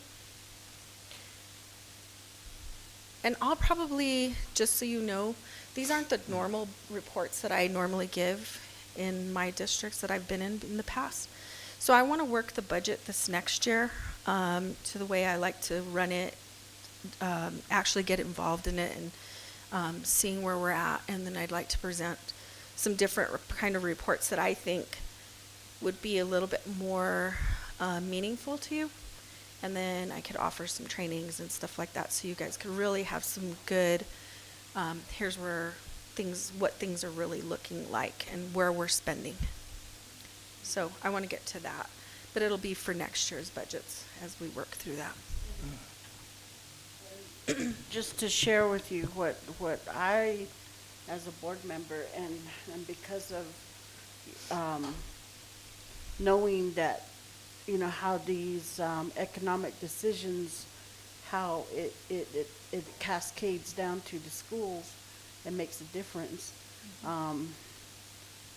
Those are the ones that I want the public to see, and our, you know, our community to know and see, and that way I think there'll be more understanding, you know, as what we're working with and against. Right, right.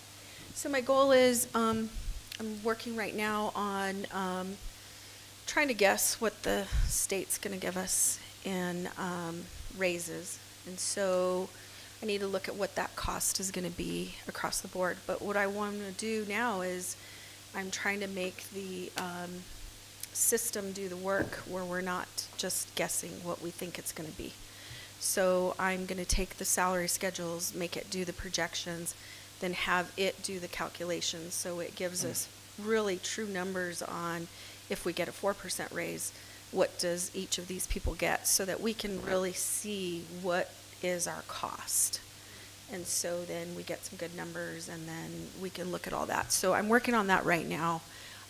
But when we get down to the end, when we finally have a budget, we'll have it would be nice to have a work session, just a work session on the budget, and go over it in detail.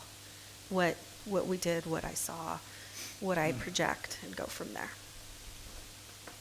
Question. Superintendent? If I'm not mistaken, I think there was a conversation or a idea proposed for performance-based budgeting rather than historic. Or what about the consideration of zero baseline budgeting? Everybody's going to be having to justify from scratch. That'd have to be a conversation I'd have with Ms. Gonzalez. I don't know how difficult it would be to compare one or the other, based on what she's talking about. I mean, I think that having a historical background is important, regardless, even if you do have a zero-based budget. So what she's talking about doing, we would do regardless. But we have had that conversation about performance-based. And that's more where I go along the line, is more performance-based, and, you know, having, truly identifying what is the real cost, identifying what we feel our needs are, setting true budgets, and then setting goals on what do we want to achieve, how much cash balance do we want, how much cash balance do we need, trying to really project that kind of stuff. So, yeah, that's the kind of work I want to get done. So that's what we'll be working on. So. Yeah, just a quick comment. It looks like the state's budget's going to be a $101 million increase to the SEG, and the governor is also proposing a 3% pay raise for all educators, if those numbers do help. Also, when you calculate the SEG, what is our current training and experience index, the T&E index, with the multiplier that's used for for our district compared to past years, and what a projected T&E is going to be? Other schools. Because I know that multiplier has a big impact about how that SEG is calculated. Yeah. I don't know if Tanya's still on. She's the one that calculates that. It's usually about 1.1 something in most districts. I don't see it probably changing much from anything. It usually stays about that same. So what I was told is I'm calculating anywhere from 2, 3, or 4 on the percentage raise, because the average is 3. I don't remember if it's the governor wants 2 and the legislators want 4, or if it's vice versa. I'm not sure which one. But it was as high as 6% earlier in talks, way back when, probably in like October, November. So now down between 2 and 4. So I'll do those estimates based on all of them, 2, 3, and 4, just so that we have some good idea what the numbers are going to be. But okay. Yeah. And then just give us some dates in regards to the training, if you could, Ms. Gonzalez. I think we would like to have it included in the retreat or something, so that we do take advantage of that offer. Okay. I won't know. I think spring budget is, what did we say? March or April? I don't remember. March? March 20 through 22nd, perhaps. Okay. So I'm going to ask for probably a May budget submittal, just so it gives me enough time to do everything that I need to do. So I would assume we would probably have a retreat like sometime right in May. Okay. Okay, thank you. You continue. Okay. So, where are we at? This is the JOM listing. If we can go all the way to page 6. And in JOM, it should be, if I could read it correctly, 61,877. Okay. So there's the JOM expenditures.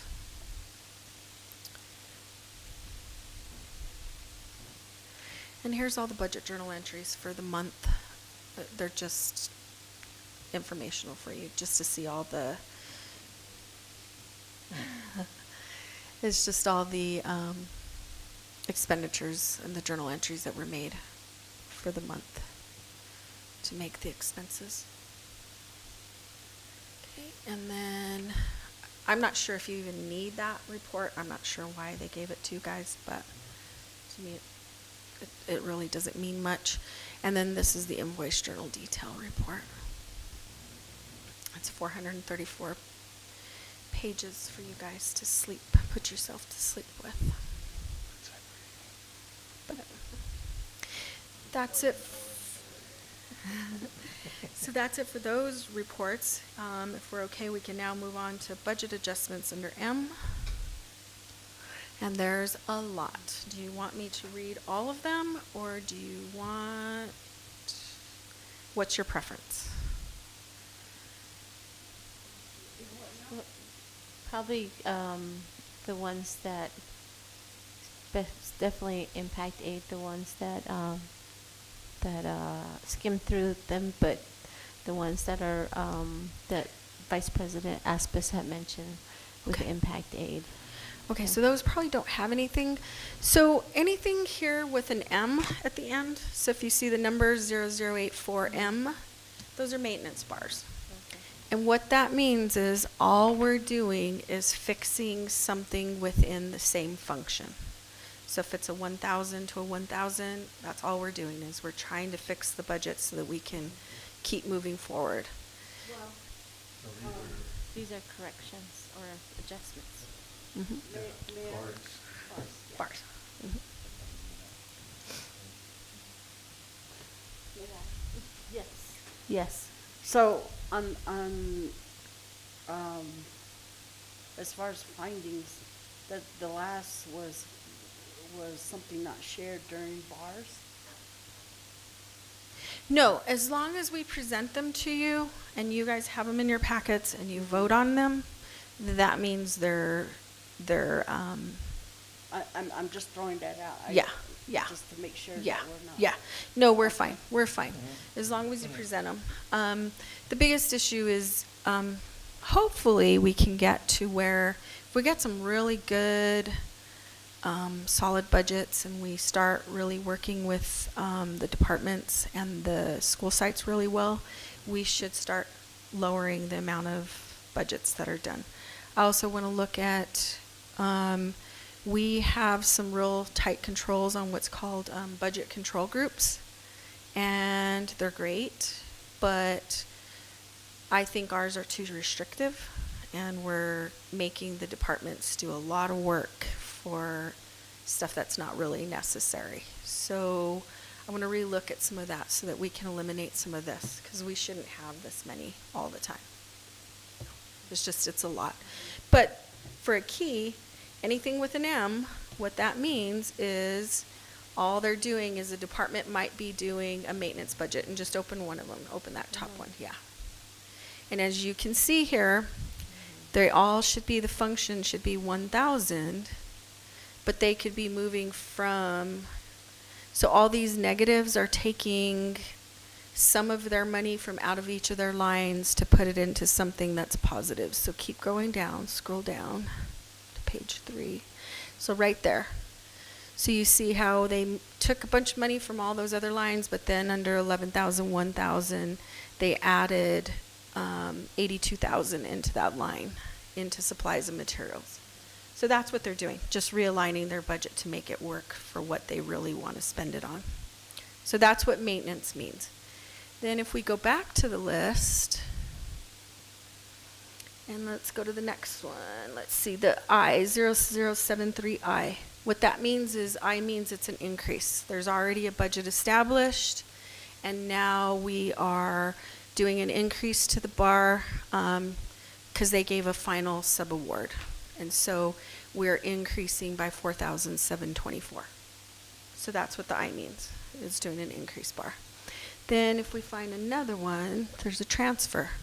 Transfer means if you look at this, so if you look at the function, we're moving money out of a 1,000 function and into a 3,300 function.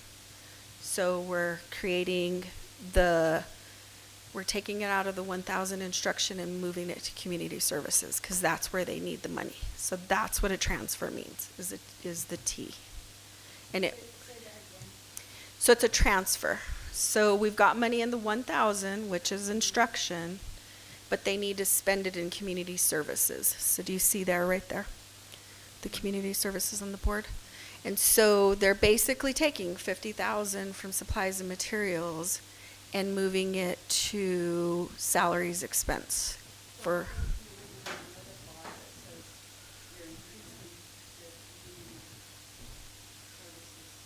Because this is what it's doing all together. It's just wiping it. It's just clearing each out. It's out. It's just saying I'm taking 50,000 from here in this pot of money, and I'm moving it to this pot of money. That's what the transfer does. She understood. Oh, okay. You're joking with me? Oh, okay. Okay. I'll keep explaining. Okay, this next one is IB. This is an initial budget. So if you ever see an IB at the end of that number, that means it's a brand new fund. It's a brand new allocation. So this is a stay-in-school special education initiative, and it's $400,000. So anything that's an IB is a brand new budget. It's an initial budget. Okay. Okay. Yeah.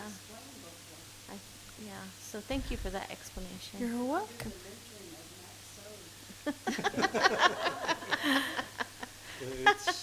It's a good reading if you want to go to sleep. It's moving money around, vote to approve, and it's done. Yeah. All right. So other than that, that would be it. So if you go through those bars, that's what that is. Thank you for the summary You're welcome. and the training. You're welcome.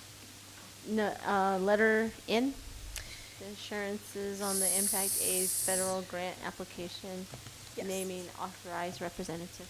Right. So you guys have a letter in your packet naming me as the authorized representative of CCSD so that we can complete the Impact Aid application. If we need this signed ASAP, because until I get approval into the system, and I started the setup this morning, I just have to provide the letter so I can send it off so that we can get the application submitted. Question. Go ahead. Since today's date is the 16th, would that have to change on that date to the 11th to today and then the signatures on there? Ooh, I didn't catch that. The sheet. Probably yes. Possibly yes. Well, you know what? We can do board approval date down here at the bottom. That should be fine. I think they'll accept it with the board approval date here, because I'm gonna have to send the minutes as well. Those minutes would reflect today's date. Huh? The minutes would reflect today's date. Yeah. Yes. Yes. Yep. So that's what we're requesting, is Okay. just so that you guys would approve this. Did she give you a copy? What about now that we have our election of officers and we have a new president now, do we need to change that on the letter as well? Well, she said that it can be. This one doesn't have it the way she wrote it. She just did it very general.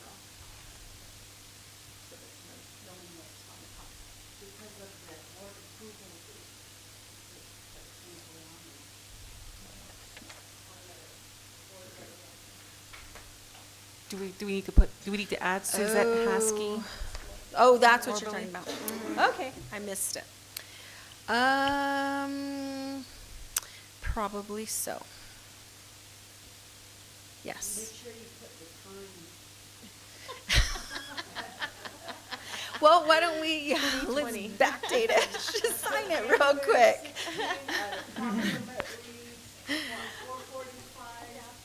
Okay. So I'll send a text to. Okay.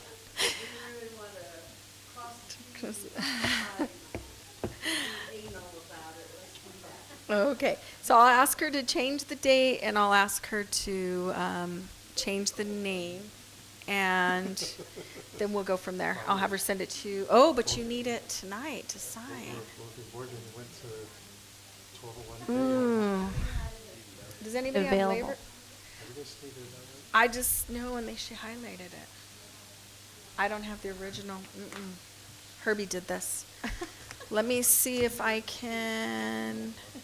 Does anybody have letterhead? We can just print a new one. I'll just type a new one real quick. Okay, we'll just do a new one while we're doing the other stuff. Okay, that's it for me, unless All there's right, any more thank you. questions. Okay. Thank you, Ms. Gonzalez. Now we are moving on to number 5, review consent items, see below, and items pulled from consent agenda for discussion and/or approval. A, possible item removed from the consent agenda. Madam President,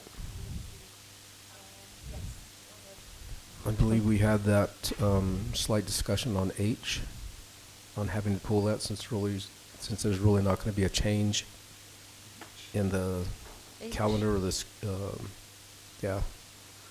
solar eclipse. That we just said it would come down to granting them through policy J-1900 and making that consideration for the excused absence. Yeah. It's not on the consent agenda. That was my fault, Mr. Montoya. It's not on there. Yeah, Thank you. It's not on the print one versus what, yeah. Yeah, it's H. And then I is also listed. I think there's more of a report.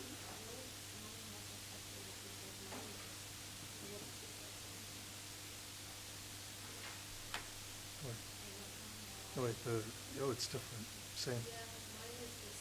Okay. Yeah, it's versus reports and consent.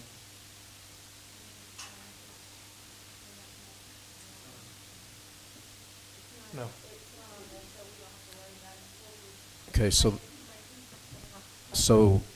Madam President, so the one that we're looking at on board docs is the one we're going to go by to approve? I think it's the same. Right. It's the same. Yeah, it's the same. It's the same. It's the same. I don't have H on the board docs that I have is the budget adjustment and journal entries. Yeah, I don't have that. That's what I'm saying. Mhm. So what we're going to approve is what we're looking at here on Yes, board docs? yes. Okay, all right, very good. Sorry. With that said, can I make a motion to approve all the items listed on the consent agenda? Second. Yes. Second, Mr. Montoya. Roll call vote. Vice President Aspis. Secretary Wells. Yes. Board Member So. Yes, vote yes, approve. Board Member Montoya. Yes. And I vote yes.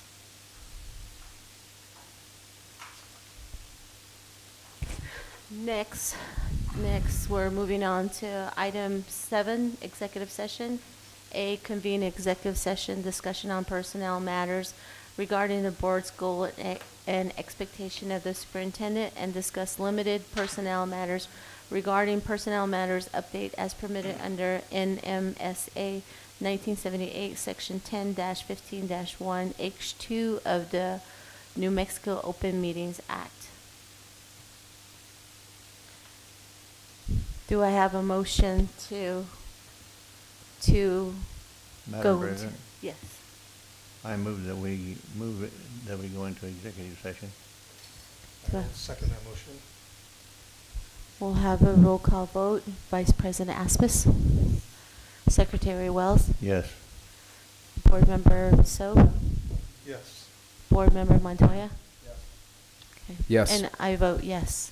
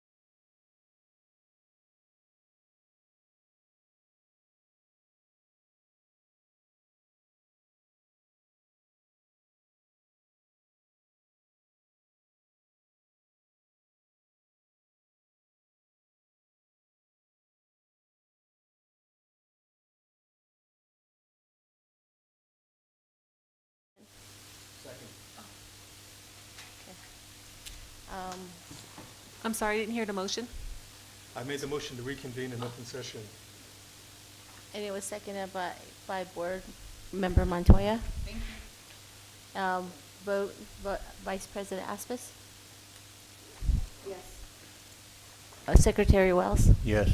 Board Member So? I vote yes. Board Member Montoya? Yes. And I guess for the record, it's no action taken, correct? Correct. No Okay. action taken. So I will be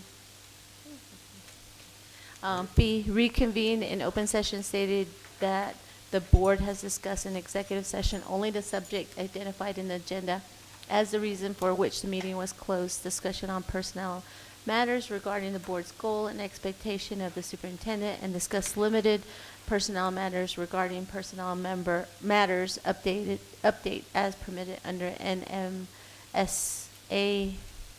1978, Section 10-15-1H2 of the New Mexico Open Meetings Act.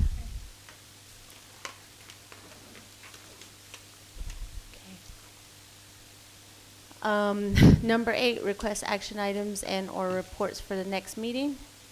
Board members, Vice President Aspis. I'll go down the line. Go ahead, I'll come back. Secretary Wells, I have nothing. Board Member So. I assume that this batch of testing is done for assessments. Could I see like a district report? Because I was actually going back through all the agenda items. I really haven't seen like a report on like short cycle assessments, test scores, and so forth. If that could be included for all of our schools.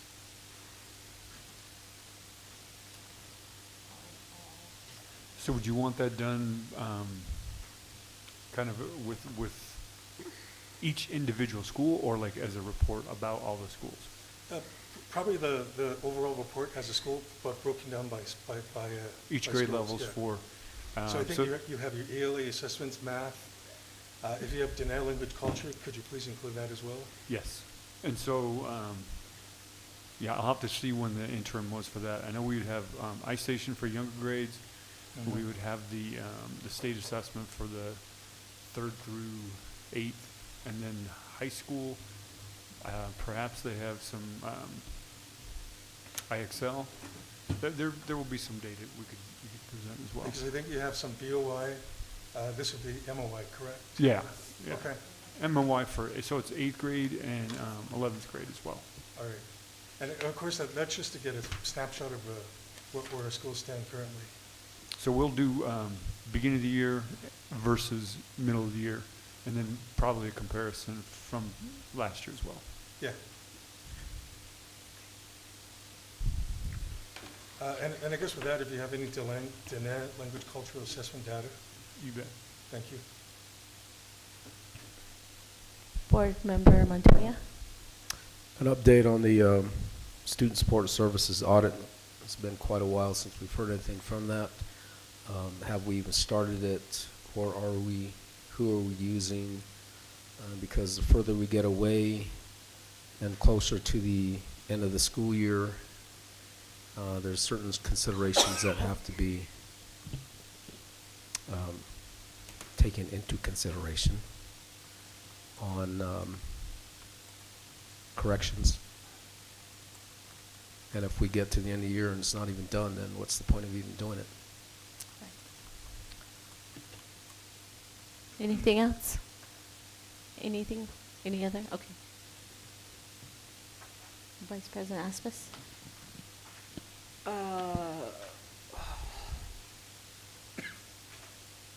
I'd like to see what our HR offers as far as employee assistance program. If that's a benefit they offer, but I'd like to see what that is and what it all entails. I think that's something that we haven't really been educated on, so I'd like for that. Thank you. Thank you.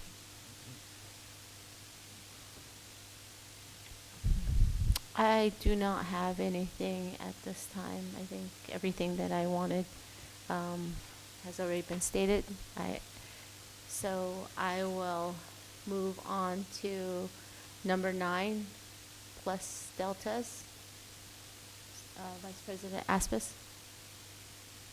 I want to not share that because I am pretty pissed. Thank you. Secretary Wells. I have nothing. Okay. Board Member So. Yeah, just good to see everyone back. I've not seen in a long time, and it's good to be back on the board. And appreciate working with all board members, and hopefully we have a projected meetings for the rest of the year and upcoming years. Okay. At least 4, right? So we can gag.